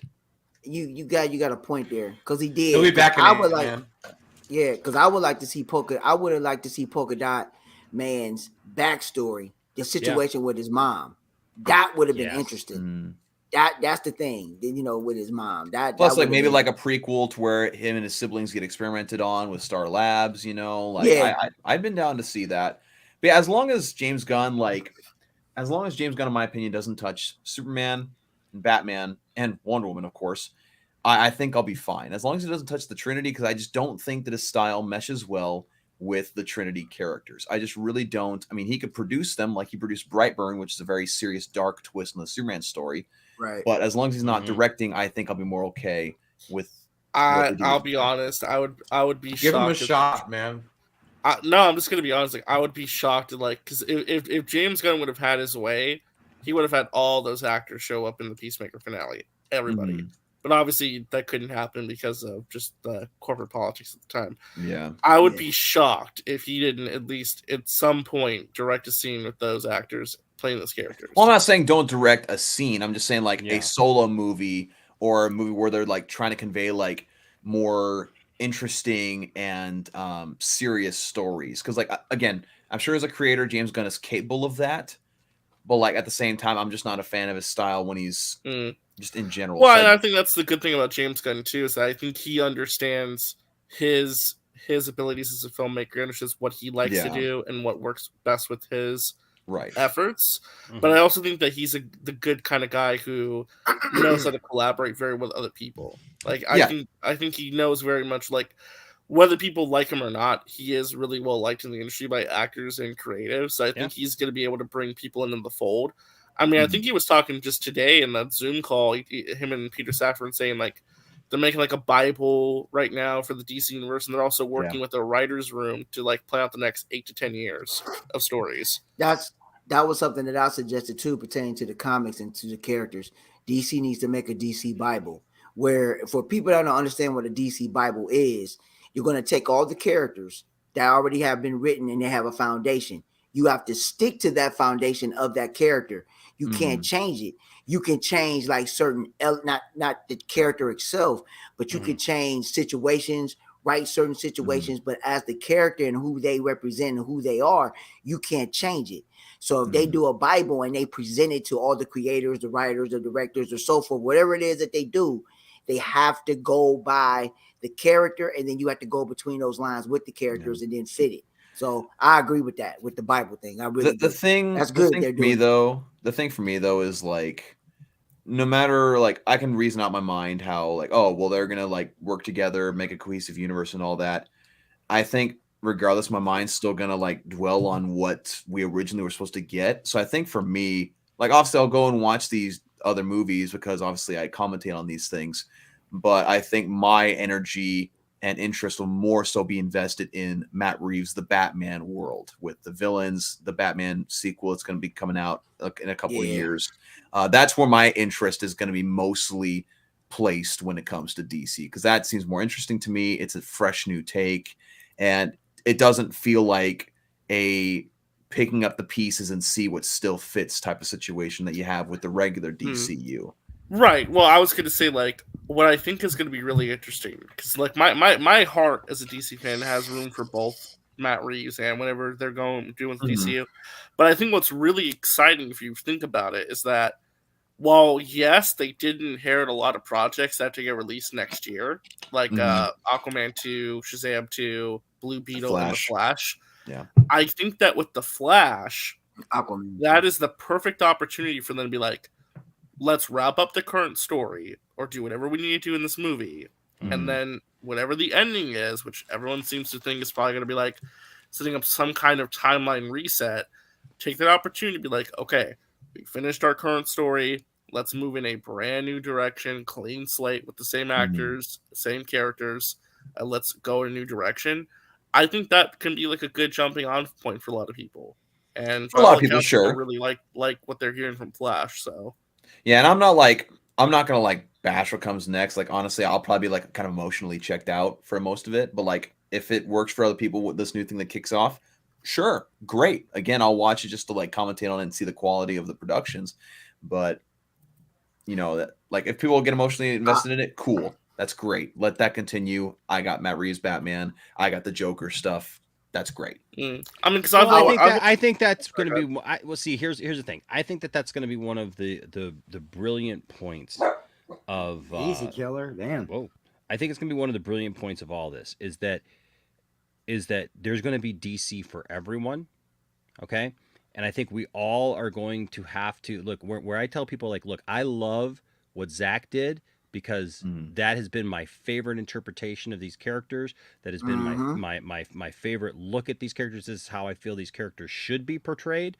In the same token, I tell people, you can't get all bent out of shape because, ooh, Superman's costume looks a little brighter in this thing than it did over here. Or, you know, or like, oh, well, you know, Henry Cavill, you know, said this or that. So like the fans turn on Henry Cavill, and then the fans turn on this person and that person. And it's like, guys, it makes you step back and go, what are we really doing here? And this has been, and I say this in all seriousness, this is not being facetious about what we were talking about earlier or anything, but I feel like we've got a real problem in DC fandom right now. Because it's all bad. Because we've always been all over the place as far as like what we like and what we don't like, and everybody's got a different interpretation. Really all over the place, though. But right now, like when it comes to Snyder fans, and this is what I can say to Snyder fans, look, there's a perception that Snyder fans are these horrible, awful people. There are a lot of horrible, awful people who claim to be Snyder fans. Okay, let's be honest. Well, that's true, but you could say that about every other fandom, right? But these people you can say about humans in general, right? But these are especially loud, you know, just loud, just people who are involved in all these things. They're the ones who, for some reason, get the most attention, and they embarrass us at every point. But the thing is this is what I tweeted the other day is what happened that got us so far away from the beginnings of the Snyder Cut movement, right? Where what it was about. People have forgotten completely. We got the Snyder Cut. That's what happened. What it was all about. It was about trying to do a good thing, to see a director's work fulfilled, to support his family, to support him as a director, and to support a movie that we all wanted to see. Now all of a sudden it's about everything but. It's about who can get the most attention for themselves. It's about scooping the next thing that's going to come out, so nothing's a surprise anymore. It's just and it's become an unhealthy obsession for many people with Zack Snyder. Look, you know what? I'm sure Dawson went and met Zack, and he was like, dude, I've been wanting to, you know, I got you right here, but I mean, I'm just speculating, just looking at you, just knowing you, Dawson. I believe that you went into it with a healthy respect for the moment that you were having. Oh, I was giddy. But I'm sure you were giddy, right? There's nothing wrong with that. Right. But like, you know, that's healthy. There are people with just this unhealthy obsession with Zack, where they talk for him. I go on Facebook pages that are supposedly Snyder fans, Facebook pages and Twitter groups and stuff like that, and I'm just amazed because everybody's like, well, you know, Zack probably feels this way about this person and these people and this thing that's going on and this thing, and it's like, what? And then people are like, well, Zack wouldn't want to come back and do it this way because of this, and this, and it's like it's their own bias that they've somehow put off on Zack Snyder. That's like, I don't like this and this and this, so Zack wouldn't like this either. Well, here's the thing: the thing is, it's not all Zack Snyder. I love Zack Snyder, but we all knew that at some point Zack Snyder was going to step down from DC, and if he comes back and does something great, man, I'm gonna be over the moon about it. Okay. But it's like even we all get them occasionally, the negative people who want to like yell at us for being Snyder fans in general. And they want to come into our chats and they want to, you know, attack us or whatever, you know, and go, oh, you know, you crazy Snyder fans. Like, well, first of all, that's not us, but all right. But then second of all, it's like, look, I am interested to see what kind of story somebody else could tell. Okay? Like, because you know what? I'm a DC fan. I'm a DC fan. And here's the beauty of it, Dawson. They can never take away from us what we have. You can never take the Snyder Cut away from me because I got multiple copies of it. I got multiple copies of it. I got all this stuff. They can never take away from me the Superman that I love, whatever, no matter what they make Superman going forward. Right? They could literally paint him, you know, blue and, you know, spandex and whatnot. And like make him like Barney and the have him dinosaur, it'll still be okay. Yeah, and have him be, saving kitties in a tree, and that's the villain, But it's not gonna matter. It sucks. It sucks. Okay, look, I'll be the first one to. I'm not gonna be like, oh, I'll just take it all, the way it comes. Like, I'll be vocal, but the thing is you know what? I also got to know that there are gonna be cartoons that aren't for me. Okay, there's gonna be live action series that aren't for me.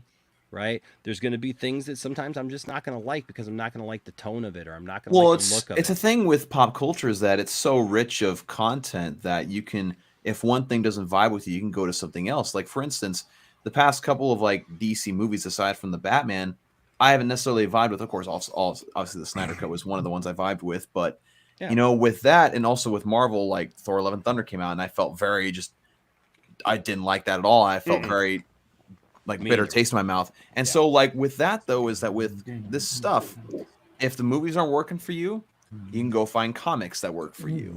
You can go read those. And if the comics are working for you, you can find some animated show that works for you. If you don't like certain animated shows, there's some live action shows that may work for you. So like, again, it's like what I was talking about before with if the DCU goes in this direction and I'm not necessarily a fan of what they're doing, there's other things that I can go to. Like I have plenty of comics to read that can, tickle my fancy, whatever types of stories I like to read. If I want more darker stories, I can go get DC Black Label stories. I freaking love those stories, so there's always something to go, look for and entertain yourself with. Like it's just a very rich media that there's always something. Dawson got a point, but you also got to look at it from this perspective is that the direction that they was going, how can I put it? I don't know if people saw the DC story documentary. I don't know if everybody watched that. But in that documentary and what they stated, now the documentary came out in 2013. And when they did the documentary, the reason why DC stuff had got so more mature is because the audience got mature. Yeah. And when when the audience got mature, that's when stuff started to get a little bit more serious, more sophisticated, more darker, more grounded. So they got away from, and they specified this. But you also have those individuals that grew up on a particular time frame of DC. And I'm talking about, you still got the boomers, you got the Gen X's, and then you got some of the millennials. But the direction that they tried to go now, they wanted to bring forth the new stuff for the new generation, which the older generation is not trying to get because they still stuck in that slot of what they think DC is. For example, DC's highlight has always been Elseworld stories. I ain't talking about the continuity. I'm talking about all the big stuff has been Elseworld stories. A lot of those individuals did not read them. They did not. And especially when they tried to elevate the characters, if you read the comics, when the new 52 came out, that's what they're going by. And a lot of individuals, they don't, if you like it or you don't. I'm one of the people that like the new 52. You might not like the new 52. You see? If you like the new 52, that's what they're going by. But anyway, to cut it short, is that these are stories that we grew up with because we are older. Think about it. If you read let's just say you read Injustice, okay? And let's just say you go back and you read a story like, I can't even think of a story. I'll just throw a show. Go back and watch Super Friends and then watch some of the stuff that you watch now. I'm just giving an example. Or like Super if you read Superman for all seasons and then go and read Injustice, you're going to find a very different Batman or Superman, I should say. Thank you. Yeah. Exactly. So you have to look at it from that perspective, and they're not looking at it like that. And this is why I say this is going to be very, very intriguing on what they're going to do with DC Studios moving forward, because this is just my belief. I could be wrong. I hope I'm wrong. But I think they're going to focus on the gold and silver ages of comics. They're probably not going to even mess with anything of modern or anything that is up to date. they're gonna go back that far. I want to be wrong, but there are just a lot of individuals that are stuck in that. Yes, they want to go back to the gold and silver and bronze era of DC. Oh, And well, if you it's go just, it's back- just like this, dude. I'm looking even right now. I'm on a Facebook page called. Let me turn this down a little bit. Oh yeah. Oh, is that Superman fan page that I left? Yeah. Okay. Enosh's favorite page. So it's Superman fans worldwide, right? Oh, we hate Okay, the guy on the right, but love the guy in the middle. And that's the thing. It's like they're making fun of the Sesame Street, joke. One of these things is not like the other.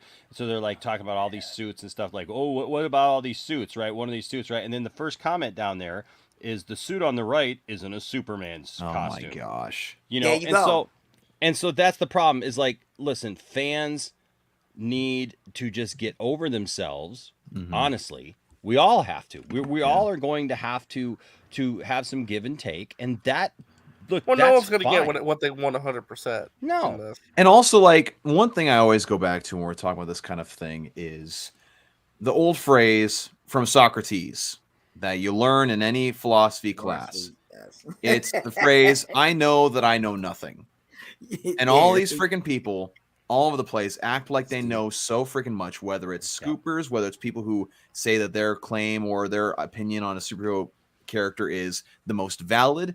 It's a very arrogant way of thinking. And when you open up your mind just a little bit and realize you don't know as much as you think you do, your mind starts to become a little bit more accepting of some things. And even if you don't like some things that come your way, you're able to kind of let it go and be like, okay, whatever. That's their thing. I know that I know nothing, so therefore just go and do your thing, and I'll be over here doing my thing. You mentioned Prime New 52. I don't like New 52 Superman at all. It's the most annoying Superman to me. Not even Superman Unchained? No, I really don't I love like, Superman I Unchained. And I love that Superman. See, that's the thing.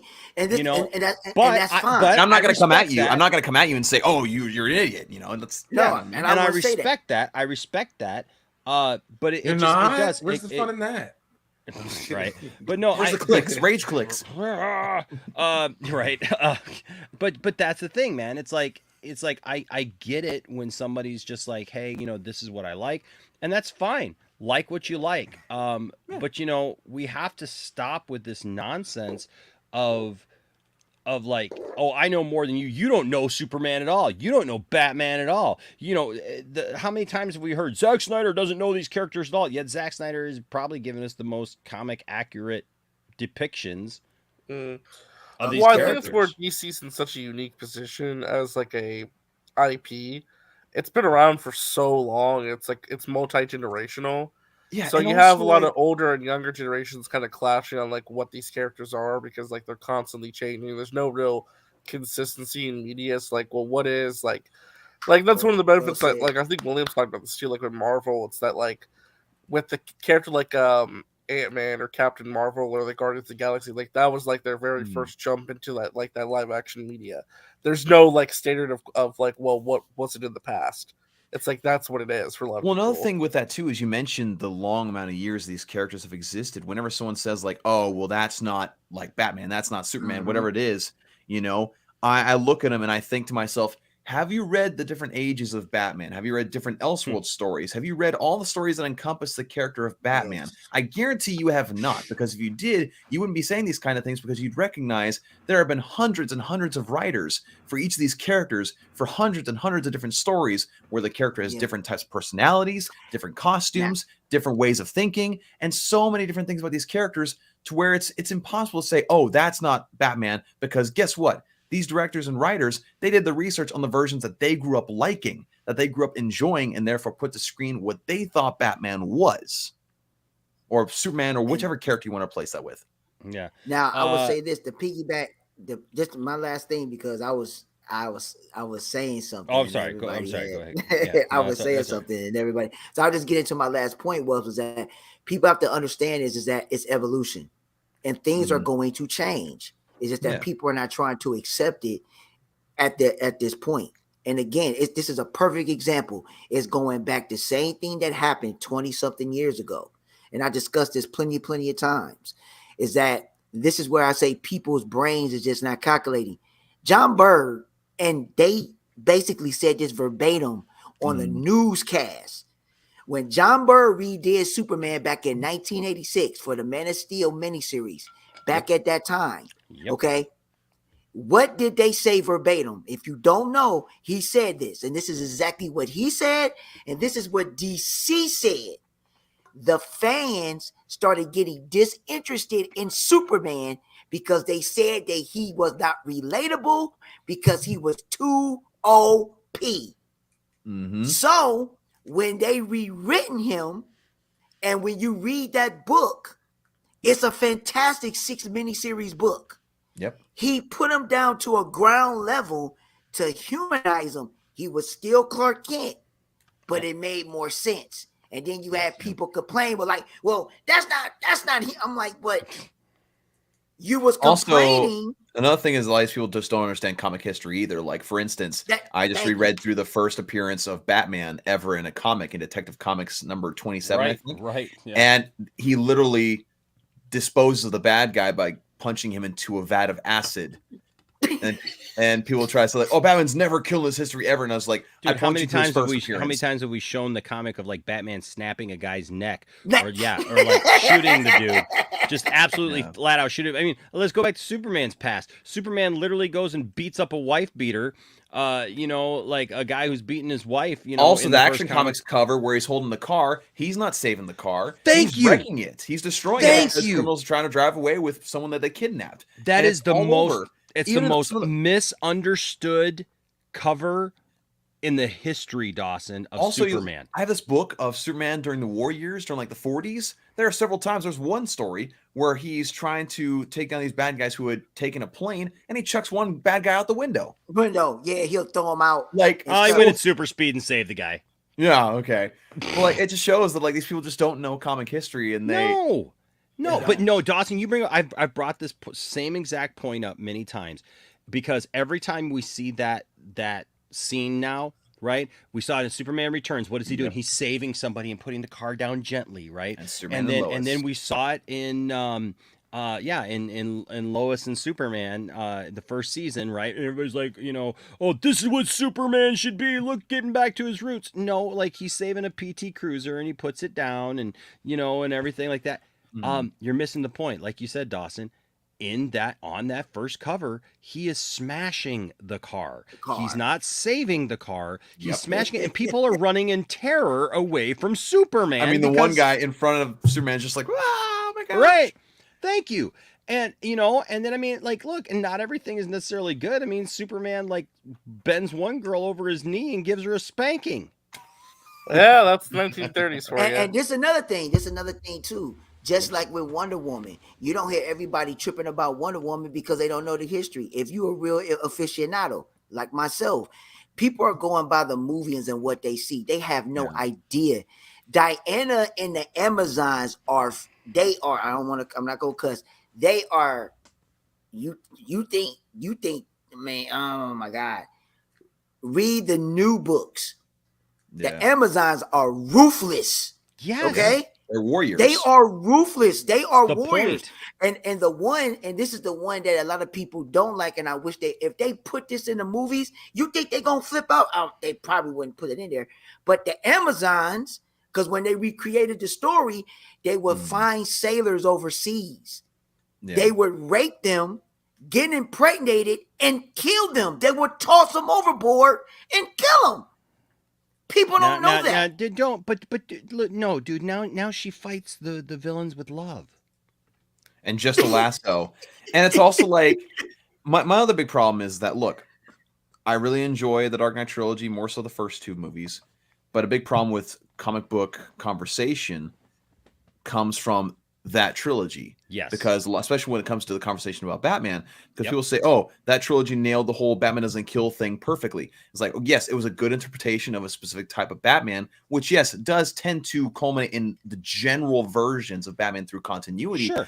But when people will look into those movies, they only read the comics that supported those movies, as a lot of people tend to do.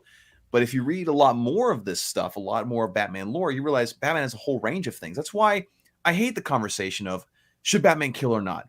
And I look at it like, well, it depends on how you depict him psychologically. Is he a Well, psychological yeah. character? My Like- take on that's not gonna make any friends. Well, it's like Batman to me is a psychological character. He's a traumatized character. Yes. And so you can bend that any way you wish, whether it be to where he's so traumatized to the point where, yes, he decides he can never kill ever, ever, ever, and that can work in its own right. But you can also twist it in a way to where he is so psychologically scarred, especially after years of trying to protect the city that he loves, only to be met again and again and again with failure because these criminals keep coming, getting out of Arkham and causing more havoc. And it's just this vicious cycle he finds himself in. If you don't take some time to explore that psychologically, you're doing the character a disservice, a strong disservice. And so it's stuff like that you don't really tend to think about because these are characters you can do so much with. And these creators, when you read these things, you can develop your own headcanon or your own personal interpretation of it. And heaven forbid a director do that that's slightly different than the norm, because then you'll get crucified.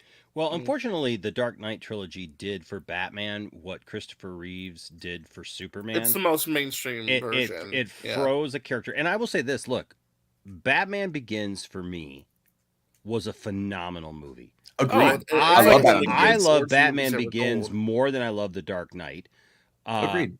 I think that it was like, I remember watching that movie and having it set the tone for what that trilogy was going to be. Now the whole thing fell apart by the time The Dark Knight Rises. The Dark Knight Rises. I like Dark Knight Rises, but not so popular.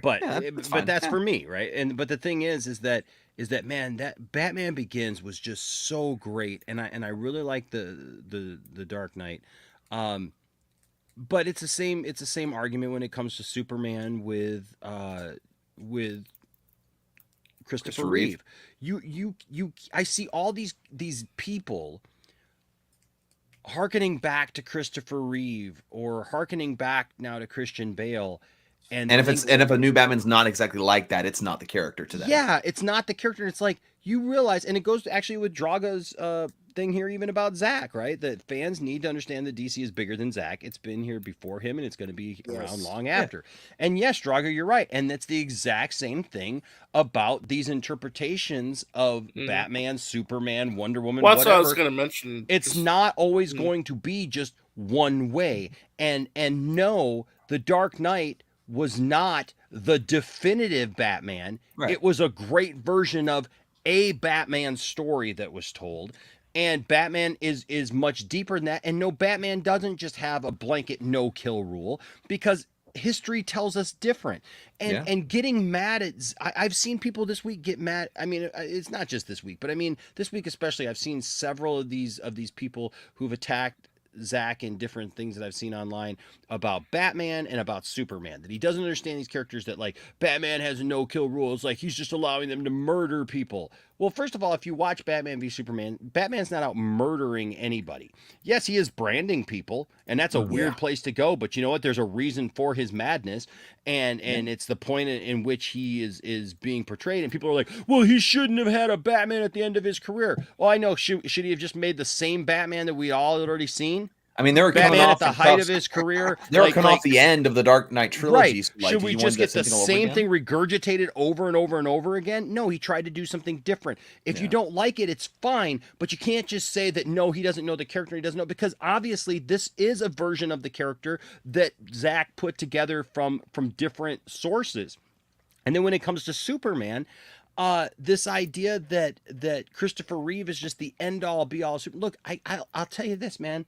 You look at Christopher Reeve, and he jumps out to me as Superman, right? Yeah. Because he looks like the comic book. And part of that is because the comic book started drawing him in the vein of Christopher Reeve after the movie came out, right? After the movie started coming out. Well, Christopher Reeve, not only that, it's like he became a larger-than-life person. He embodied everything about that but character. The thing is, Christopher Reeve even, and we've talked about it many times, Christopher Reeve was frustrated to no end with his portrayal of Superman. Yeah. Because they made it more of a joke. They made it too lighthearted. He didn't like all the little tongue-in-cheek jokes in it. He got frustrated with that. And that's why he presented. That's the only way that they got him back for Superman 4. You know what's a travesty is the fact that Superman 4 turned out as bad as it did, because the only reason they even got Christopher Reeve to come back to do Superman 4 was they gave him creative input, and he was the one that pitched the idea of Superman tackling nuclear war. That is, dude, that is as dire as it gets. Can you imagine a Superman 4 along the lines of Terminator 2? That'd be insane. Right? With a nuclear with a nuclear character. Sadly, Canon took all the budget for that movie and gave it to Masters of the Universe. Exactly. And they ruined it. And he was pissed. Christopher Reeve was pissed off and never wanted to return after that. But another thing, actually, he did. Actually, there was an idea for Superman 5, but he wanted complete creative control to do it. Yeah, and the thing with these characters too is that, like, going back to the whole idea of different versions, like with Nolan's Batman, Zack's Batman, and all that, and also Christopher Reeve's Superman, and Brandon Routh and Henry Cavill, is that, like, it's fine to like a specific version. It's great. Have your own specific niche that you like, specific version that you like. I really love Batfleck as Batman.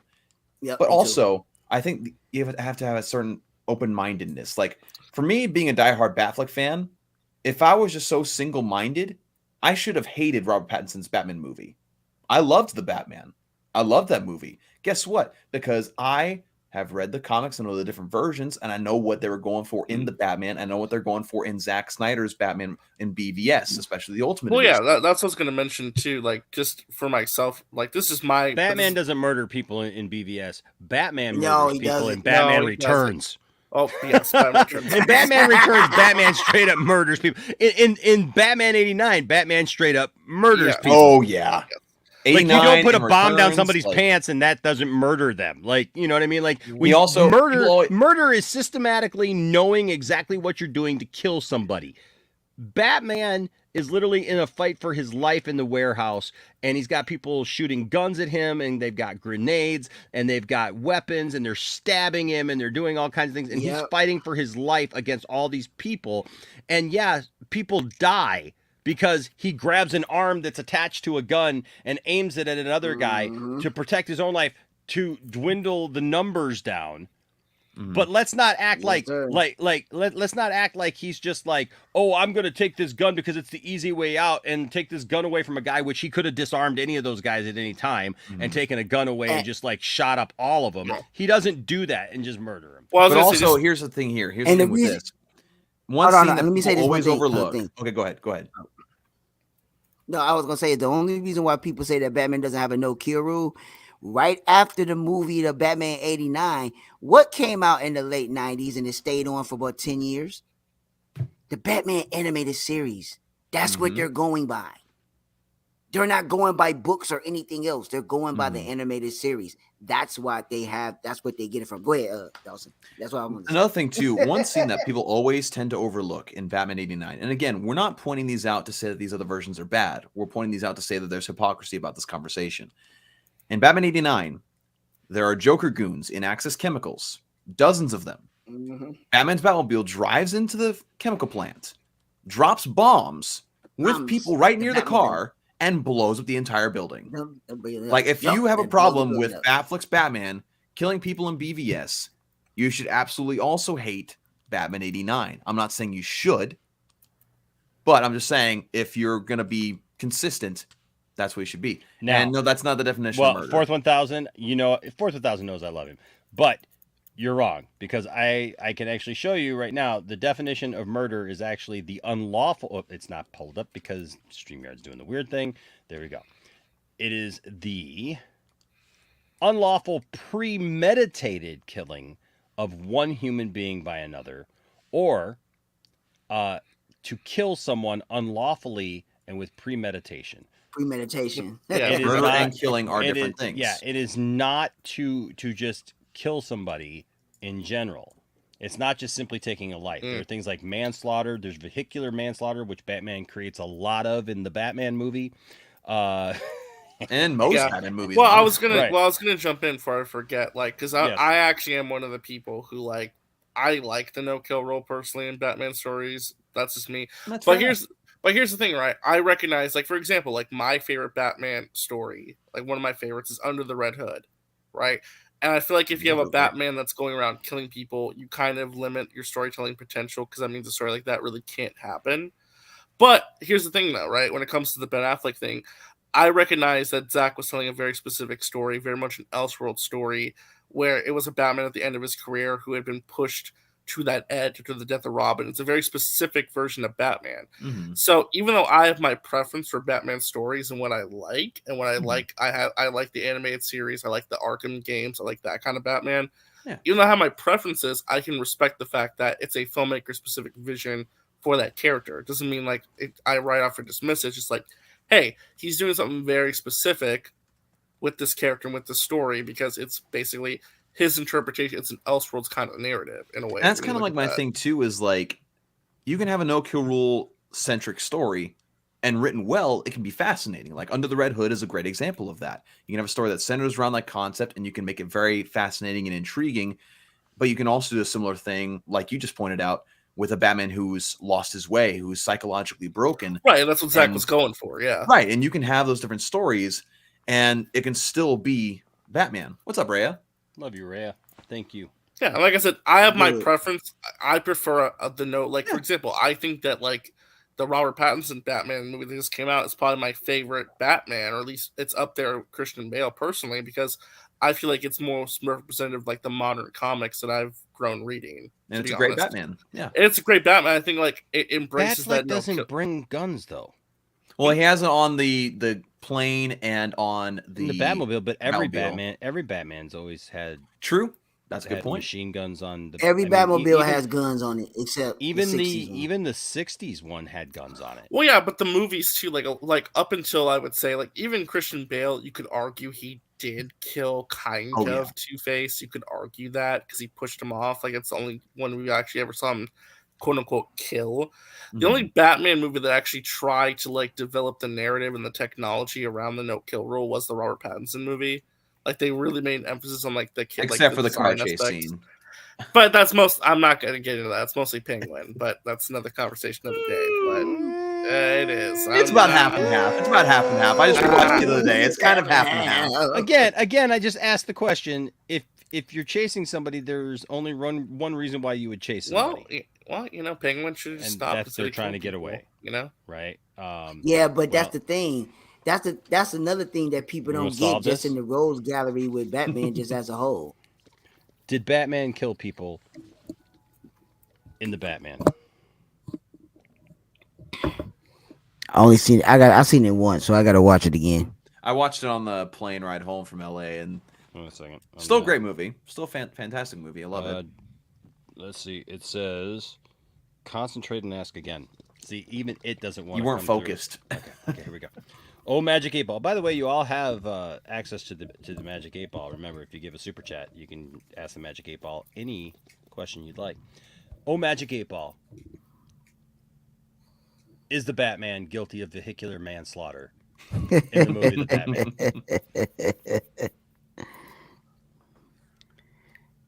Oh, you know what? It's on RJ's side. It says very doubtful. That's how you know. Like, but it's not a no. But it's not a no. But it's not a no. It's very doubtful. But it's very doubtful. I think in a court of law, it wouldn't hold up. That's what it's saying. Magic 8 Ball, do you actually know what you're talking about?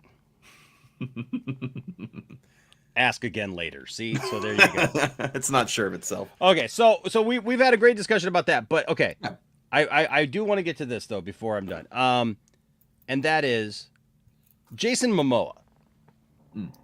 Jason Momoa comes out this week freaking out about that there's this project. Well, there was the Instagram video, and there was I just the found interview. my flash hat. Yeah, there was the Instagram video, and there was the interview where he said that they're working on his dream DC project. Yeah, so there's these two different things. Well, he clarified they're two separate things. Yeah, he clarified that they are two separate things because everybody put them together, and they were like, "Oh, see, this is going to happen." Mm-hmm. And then there's the Lobo picture. Which look, if he wasn't Aquaman, dude, he's the perfect Lobo. He looks exactly like him. Lobo. Yeah, but there is no world right now that I want personally. Well, if Max thinks he can play both at the same time, I don't think he can. Well, here's one thing. We actually discussed this on the 4 Nerds network earlier today, but my take on it is this, and actually Ryan Zierfan made a great point. If they do him as Lobo in animation, that could work. Just voice acting, that could work. If they make it to where if they do like Jason Momoa in mocap, that could possibly work because change of his appearance a little bit. But if they just have it straight up, just be him dressing up as Lobo and makeup and all that, and then also have him playing as Aquaman. Although those characters don't necessarily interact very often in comics, I feel like at least to me it'd be unsettling. They couldn't exist in the same universe. I don't feel like they could exist, but like it would just be unsettling as a viewer. Yeah, the Superman just looks at him and goes, "Wow, did anybody ever tell you look a lot like Aquaman?" Right, it's just be weird. Well, dude, could you? I was thinking about this. Like, is there a possibility, like, because we've been talking about Brainiac, but like, if you watch the animated movie Superman Made It Tomorrow, which is kind of a movie, I know. Well, it's okay. I think it's okay. But they had two villains. It's okay. It was Lobo and Parasite. Yeah, you could have Lobo be a secondary antagonist in the Superman movie. I would be down for that. You could. But, you know, again, that goes, though, with people, like, running with information that's not really there, right? So, like, you know, people first ran with the fact that Jason Momoa was so excited was because Zack Snyder had signed. Oh, he also said the word maestro, which they thought meant Zack. And the maestro thing. My God. Which he's called, like, every other director he's worked with maestro. Well, people thought it might have been Andy Muschietti as well, because Ezra calls him maestro. Mm-hmm. But and there was the rumor that Muschietti is going to direct Justice League, a new Justice League movie, which I do think is that. I mean, how many like rumors can you start from like one comment? Yeah, really. Apparently, like 5. There's like at least 4 or 5. You know, and that's the problem that it's like everybody stop trying to one up everybody. Right, and like actually just kind of people get excited too, though. They like to speculate. I know they get excited. You know? Look, speculation is fun, but here's the thing: these people aren't speculating. There are people who literally are not speculating. Like there's a certain guy who used to be good friends with some of us on this panel. Mm-hmm. That literally was out there going, it's right there in front of your face, guys. Like, why can't you see it? Zack is back. Yeah. Zack is back. It's confirmed by this. He's so excited. He called him Maestro. There is only one Maestro, and that's Zack Snyder. And it's like, look, when I first saw the video, there was a part of me that was like, maybe this could be something cool with Zack, maybe. But then more evidence came out, and it's just like, no, it's not it. I came to my senses about it. It's like it's not Zack at all. No. And people got to understand is that Zack. He was even asked that, and he said, no. You got to dig deeper. Yeah. I don't think Zack is even coming back. And at this point, it's going to be absolutely impossible. For I Zack wouldn't blame him. Back. Yeah, well, it's going to be like how many years it's going to take too. Right, but it's not even that. It's not even that. It's that for the simple fact is that Zack has too much on his table now that people don't even know. And it's not like he's going to come to the end of his contract and decide, oh, I'm done with all this creative freedom. I'm going to go over here and be a part of this universe where I have to do some certain things. No, like, again, I'm not going to want to like try to speak on behalf of Zack, but like the amount of freedom they have with Netflix is freedom they've never had before. Yeah. Right. Like, they're able to do their own things. Like Rebel Moon is Zack's sci-fi baby, and then Army of the Dead is also kind of sci-fi, but it's also his baby. And he's also doing the, Norse mythology series, the Army of the Dead animated series. He's been given the opportunity to do all these different things that he has himself created, his own IP. Why would he abandon that at the drop of a hat just for a chance to, I don't know. I would love to see him back with DC. I would love to see that just because, again, I love all his DC work. But I don't think that it's going to happen anytime soon, if ever, just because, again, he's going to be very, very happy where he is from what he's talked about in interviews. Even like today, there's different clips that were dropped of an interview that he did where they asked him about his time working with these movies. And he's talking about how it's been a great experience fleshing out this world that he's working on.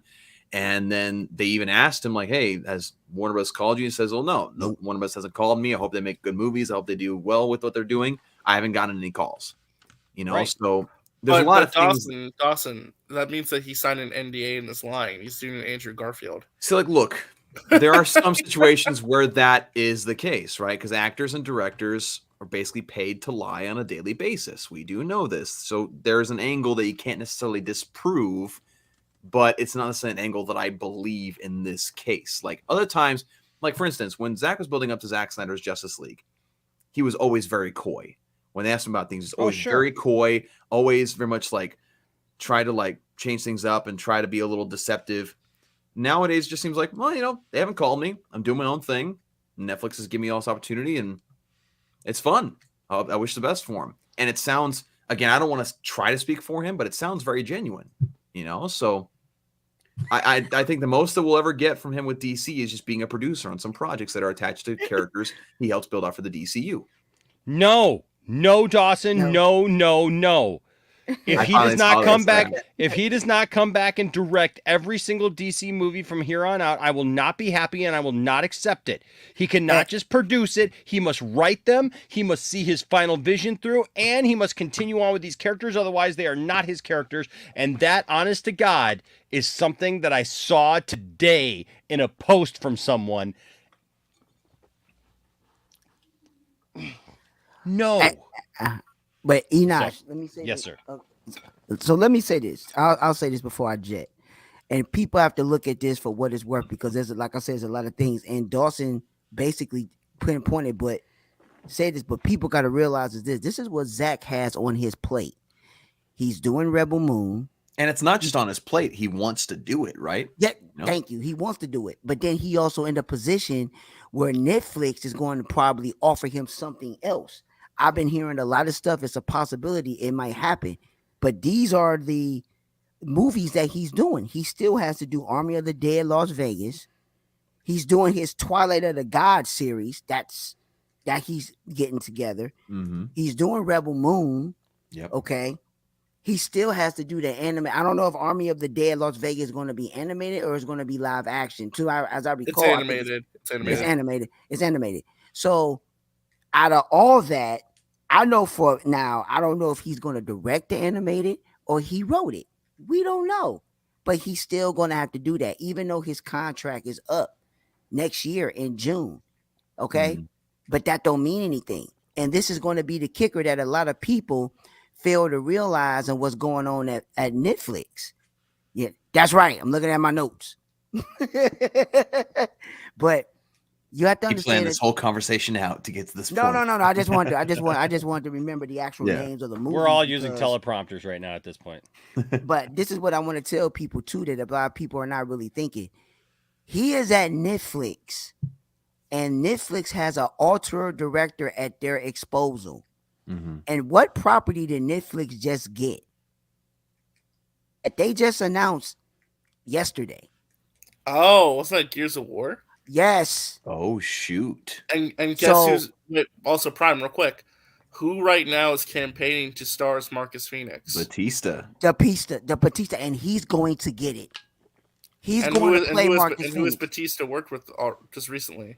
Zack Snyder. Right. Right. He worked with Zack, and you got to remember this too. And this is what Scoops, I'm baby. Believing.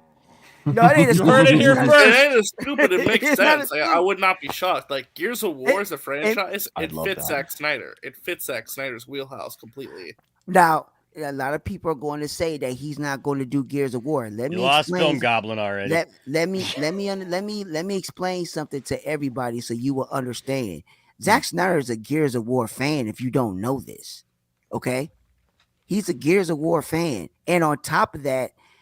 Do you think Netflix is going to not? Do you think Netflix is really going to fuck up Gears of War? You think all these other fandoms is crazy. I am a Gears fanatic. You have no idea how bad Gears fans are. We are brutal. Well, Gears of War fans have been waiting for this like adaptation, like a movie or something, forever too. Exactly. So there's no way that's going to be messed up. And Zack Snyder has the vision. He's a fan of it. He's perfect for it. And on top of that, there's no restraint. Netflix is not going to put no restraints on them. Mm-hmm. So you have to think about that. And Netflix has an auteur director in their possession. He's just no regular director that you have. They have him. And I think that they might approach him. I'm not saying Zack is going to do it, but they'll probably approach him, give him a good amount of money, say, we're going to give it to him. and go from there. You can't compare the Resident Evil to it because the Resident Evil was not being overlooked by Capcom. The coalition is Gears of War's baby. They're going to overlook that. Yeah. Right. The coalition even said it. We are going to overlook Gears of War while the production's going. I believe it in my heart that they're going to approach it, and I believe that Zack will probably take the mantle and do it. That's right up his alley. Gears of War is right up his alley. A Gears of War adaptation done by Zack Snyder, shit. That's it. But only time will tell if that happens. Only time will tell. So, but people got to look at it. For him to come back to DC, it ain't happening. It'll take a lot. It would take a lot. It's going to take a lot. He got too much he got to do. It's just too much. It's not. So people just have to understand and be like, look, we got what we got. We finally got Zack Snyder's Justice League. We got what we got. We got good DC stuff that we have in our library. Just let them do what they do. Zack is not coming back, man. He likes what he's doing. Well, I will say this. Now. I won't go as far as saying that he's never going to come back. I will just say I agree with you that the guy's got a lot on his plate, and it's not going to happen anytime soon. That's why they're building out this. Everybody who's like mad at James Gunn because James Gunn said, "Hey, we're looking forward." But he also said they're willing to listen too. Like nothing's off the table, and whatnot. That's the point, right? Is that if it does happen, it's going to be much further down the road. There's going to be it's not happening like 2 years from now. It is not. No, it's not happening like that. He's not going to get right off his Netflix contract and jump right to DC. That's not happening. No, that's not happening. No, but but again, that's not happening. But again, that's why we're talking about the fact that and I know we make fun of it and we joke about it because it's been a funny back and forth. But that's the problem with even the scooping situation, right? Is trying to tell people that these things are going to happen, and it's playing with people's emotions. Yeah. Right. And whereas what we're saying is we don't see this right. That's right. There's been the problems on both sides. There's people who are promising that Zack is already signed the contract. Right. There were people who were well, he was in that, DC Titans, cartoon. So he talked to Warner Brothers. So it was there. He was confirmed as talking to Warner Brothers back then. Well, that was way back, before the last Justice Con. They planned that out. Come to find out, Zack was talking about stuff at last Justice Con where I interviewed Batista before, that's when they were talking about all that stuff because animation takes forever to do it. But yet some of these scoopers were talking about, that cartoon just came out, so it verifies that Zack was in talks with the new regime. And it's that's not how that cartoon. You don't understand how this is working. You prove yourself that you don't understand how it's working. And then on the other end, you got the people who are just trying to be jerks and they're he's not coming back. You need to give up hope and stop holding on to all this stuff. And it's I tell you what just really just gets on my nerves about the whole thing is anybody who's just having this conversation. I believe tonight we had a legitimate conversation, right? Yeah. We had a legitimate conversation. There was some speculation, which is normal, which is healthy, right? But in the scope of that, nobody's made any promises and nobody's tried to crush anybody's hearts and dreams, okay? Or anybody's what they would like to see happen. Nobody's done that.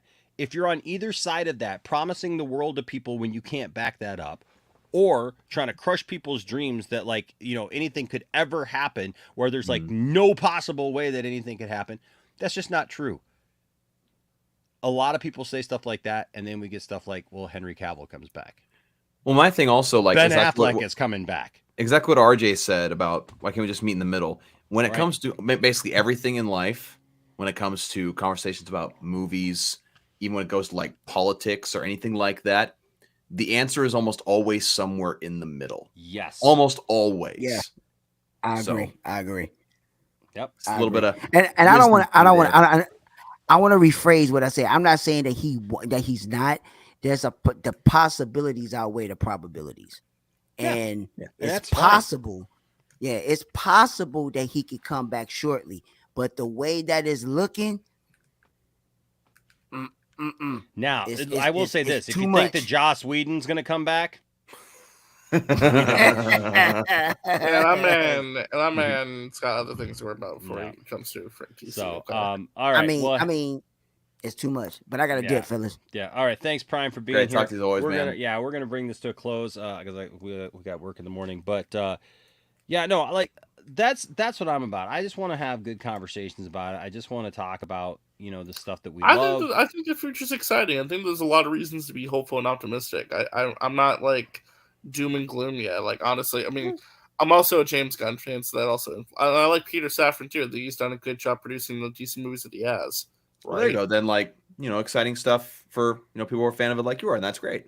Yeah, but if other people aren't, that's okay too. But I think that there's going to be room for everything in DC. I think it's like, as Dawson you mentioned earlier, it's like if something comes out and it doesn't vibe with you, there's going to be something else for you eventually. Yeah, exactly. and that's it's like the weather in Michigan. People say if you don't like it, wait 5 minutes and it will change, and it literally happens that way a lot of times. And so, yeah, I mean, I think that there's a lot of potential right now with DC and where it could go in movies, TV shows, animation, what have you. I think that it's actually a good thing that they got two guys, because they got one guy who's a numbers guy and one guy who's a creative guy, and I think that's probably going to help them in the long run. And I think that it's also important that they don't try to recreate the Marvel model, or try to go down that route, because Marvel, I mean, and this isn't a dig at Marvel. Marvel has been great actually for a long time. Well, you need something different in the marketplace. I mean, but you got to have something different. And honestly, some of that is, some of this stuff that's been over the last couple of years, a lot of people are kind of looking at it and going, well, not everything is such a runaway hit. It may look good on paper as far as financially, but that's because they built up goodwill, right? Well, that's the reason why, like, for me, when it comes to whenever I find myself looking back at like the beginning of both the MCU and DCEU, as it was called back then, right? There was, with Zack Snyder's Man of Steel, and then there was Iron Man and Thor and Captain America. There was a difference in tone. There was diversity in the market, right? And so you could choose, like, oh, if you want something that's a little more psychological and different, go to Man of Steel. If you want more of a fun ride and you want something that's more like lighthearted, go see something like Captain America First Avenger, right? There was diversity in, or I guess there was options, right? Nowadays, it feels like a lot of them tend to blend together. Like, again, Black Adam wasn't a terrible movie, but I came out of Black Adam feeling like, I kind of feel like I just watched a run-of-the-mill Marvel movie. You know what I mean? So, like, now it's starting to kind of blend together. So hopefully, James Gunn and Peter Safran can recognize that and be like, hey, let's offer something a little different in tone and in approach, so that there's actually, competition going on. Yeah, I mean, listen, competition breeds creativity and ingenuity. Yeah, so it's like, exactly. It's never a bad thing to have more options. So yeah, no, I think so too. All right, well, hey, so you know what? We went 2 hours and 22 minutes. I think that's a good place. Hey, Dawson, it's great to have you here, and somebody wanted to stop by actually and say hi to you that hasn't seen you. Dawson! Dawson! Gosh dang. I'm pulling out drops I haven't used in forever. Jeez. That's a good one. Yeah. That is a good one. I always love that one. But yeah, no, and of course your brother. I've been thinking about blowing up my toaster, but then I would make my bread hot and hard at the same time. That smile at the end that he does. Wow. Right. Dawson, you want to tell everybody there where they can find you though, and what you're up to these days? Yeah, you can find me on all social media platforms: Twitter, Instagram, TikTok. On Twitter or on Instagram and TikTok, you can find me at DJW32Art. That's where I post a lot of my art projects, the prints that I put on my website. You can also check out my art website at djwart.net. Got a lot of great prints. We actually just did a Thundercats one. I saw that. I saw that. I figured you'd appreciate that, Enosh. Heck yeah. And then also Twitter at NIMW32. And also check me out on the 4 Nerds Network. That is my YouTube channel, formerly known as Nerdy in Many Ways, but now it's the 4 Nerds Network. Weekly episodes of the 4 Nerds podcast every Thursday at 7:30 p.m. Eastern Time. We just had one a little bit before at the Point Extra Lounge. And I also post a lot of my drawing time lapses there that I transfer from TikTok to YouTube. And also we have Project Justice League, the Ultimate Cut, coming out sometime in the next 2 months. That is, of course, the fan-made project, which elaborates on the storyboards of Zack Snyder's Justice League trilogy that he had planned all the way back in 2016. And that has been worked on by Andre Fernandez of the Nicotina Show, as well as Ryan from Zeverfett, and, of course, several others in animation and all that stuff. And it's turning out really great. We have a goal of reaching $5,000 funded for the American Foundation for Suicide Prevention through this whole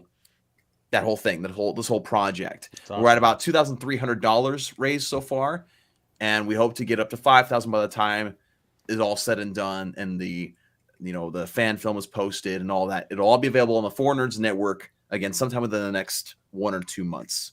But again, as always, it's great being here, Enosh. It's been a while and been too long. Absolutely. RJ, where are you found these days? You can find me at my YouTube channel and Twitter at Resident Justice. Pretty easy to find. Kind of chilling, doing what I can. Life gets pretty busy, so I'm pretty infrequent with content these days, but we're trying my best. Wait, hopefully did you say you're incontinent these days? No, I said I don't remember what I said. It's late. I'm inconsistent with the content these days when I try to say. Oh, I thought you just said you were incontinent. I'm like, you're not William. You're not that old, bro. William's incontinent. I mean, he's got to wear adult diapers. We all know that, but ouch! Just take them while he's down, why don't you? Right? Everybody else got to call life alert. Everybody else is, right? My gosh. So, yeah. And then, of course, you can find us here on the Poindexter Lounge. We got great range of shows here on the lounge. You can find William holding it down on most nights that I'm not. He may even go live tonight, actually. I know he's got a... He talked last night about how he saw Black Panther. And he does shows a lot of nights over the week because I'm not up as late right now anymore. And then he's got a couple weekend shows, and then of course there's also Jimbo. Wait a minute! You're making fun of William for being old, but you can't even stay up late no more. So who's the old man now? It's not that. It's not that I can't stay up late. It's that like now I have to actually be up at 6 a.m. and like. I know. I'm just I have to teach kids, man. Don't you know I'm a complete loser who teaches kids? Don't you know? Also, join us here tomorrow night for the Black and White and Red All Over podcast. With my friends, we'll be here live at my house doing it once again, having some fun, telling some jokes. What? Doing what? Oh, did you watch the pilot episode? Because let me tell you something. Anything and everything could possibly happen. They're guys that I work with at the school, and really, really funny stuff ensues. And yeah, it's a really great time. I spent the first 2 hours of the last show waiting for the other white guy to show up, and so like we looked like an Oreo cookie, which everybody apparently thought so because everybody mentioned it when they came in, and yeah. And so this week will be a vanilla Oreo cookie for the first little while because Omarion won't be in for a little while, but it's a good group of guys, and we're going to be talking about a lot of different topics. Obviously, I do what I do. Micah is a youth pastor. Napoleon is the dean of students, and Omarion is just a young black man finding his way in this world. And we all work together, and we all just tease each other and mess with each other something fierce. And if this tells you anything, hold on a second. We'll end on this because they told me that I needed to. Well, Micah told me I needed to retire this picture, and I told him, I said, I don't think I'm ever gonna retire this picture. It's too good of a picture. Like, and it just makes sense to just bring up every once in a while. Like, if you think that I got stuff on you, Dawson, from back in the day, like, dude, this picture, if I can find it real quick. I'm a little terrified now. Oh my gosh, dude. It's I kept showing it over and over again on the first episode that we did because it was just too much. Where the heck is it? Oh, come on. It's got to be here. Did I put it on the desktop? I didn't put it on the desktop, did I? Where the heck did I put this stupid thing? I hate it when you can't find something that like you want in the moment, but but any other time it's there. Oh, yeah. Here it is. All right, I found both of them. Okay, so I was teasing him because one day I came walking down the hallway of the school, and yeah, I come around the corner to this right here. Oops. That. What is happening here? What? That's what I was wondering. I'm so confused. Yeah, what is happening? Well, are these the two other guys in the podcast? Yes, these are the three other guys in the podcast. Yes. Oh, okay. So, so right here we got we got Micah, who apparently looks like he's got his face in the lap now of I Marion. get it. Mr. Demps is over here saying, "Hey, what's going on?" and then giving some instruction because Mr. Demps is just darn sexy. He's a musician and singer, and we've got incriminating pictures of him too on stage. And I can't unsee it anymore. Right? Can you not unsee it? Like seriously, like what is going on here? That's what I wanted to know. Why, Enosh? Why? I don't know, but you know, we have fun. We have fun. Apparently. Sponsored by the John Campea Show. Yes, that's right. The black and white and red all over podcast. Get it wherever podcasts are sold, behind a paywall. Okay. All right. So, guys, thanks for being here. Thanks for everybody who tuned in tonight. Thank you for listening to the ramblings of a fat teacher and my crew of manipulative and brainwashing panelists. Until next time, don't let anybody tell you that your fandom doesn't matter. Don't tell anybody that their fandom doesn't matter. And you know what? Don't make stupid comments on somebody's YouTube channel after just having made up a fake account because you don't have the balls to actually say it with the account that you actually use. Those are words to live by. But you know what? Seek to have good conversations and treat everybody with respect when possible. Even Jesus said, if at all possible, live peaceably with everyone. Didn't say it was always going to be possible, but he did say if it's all possible. So, ladies and gentlemen, have fun. Until next time, stay nerdy. Bye-bye.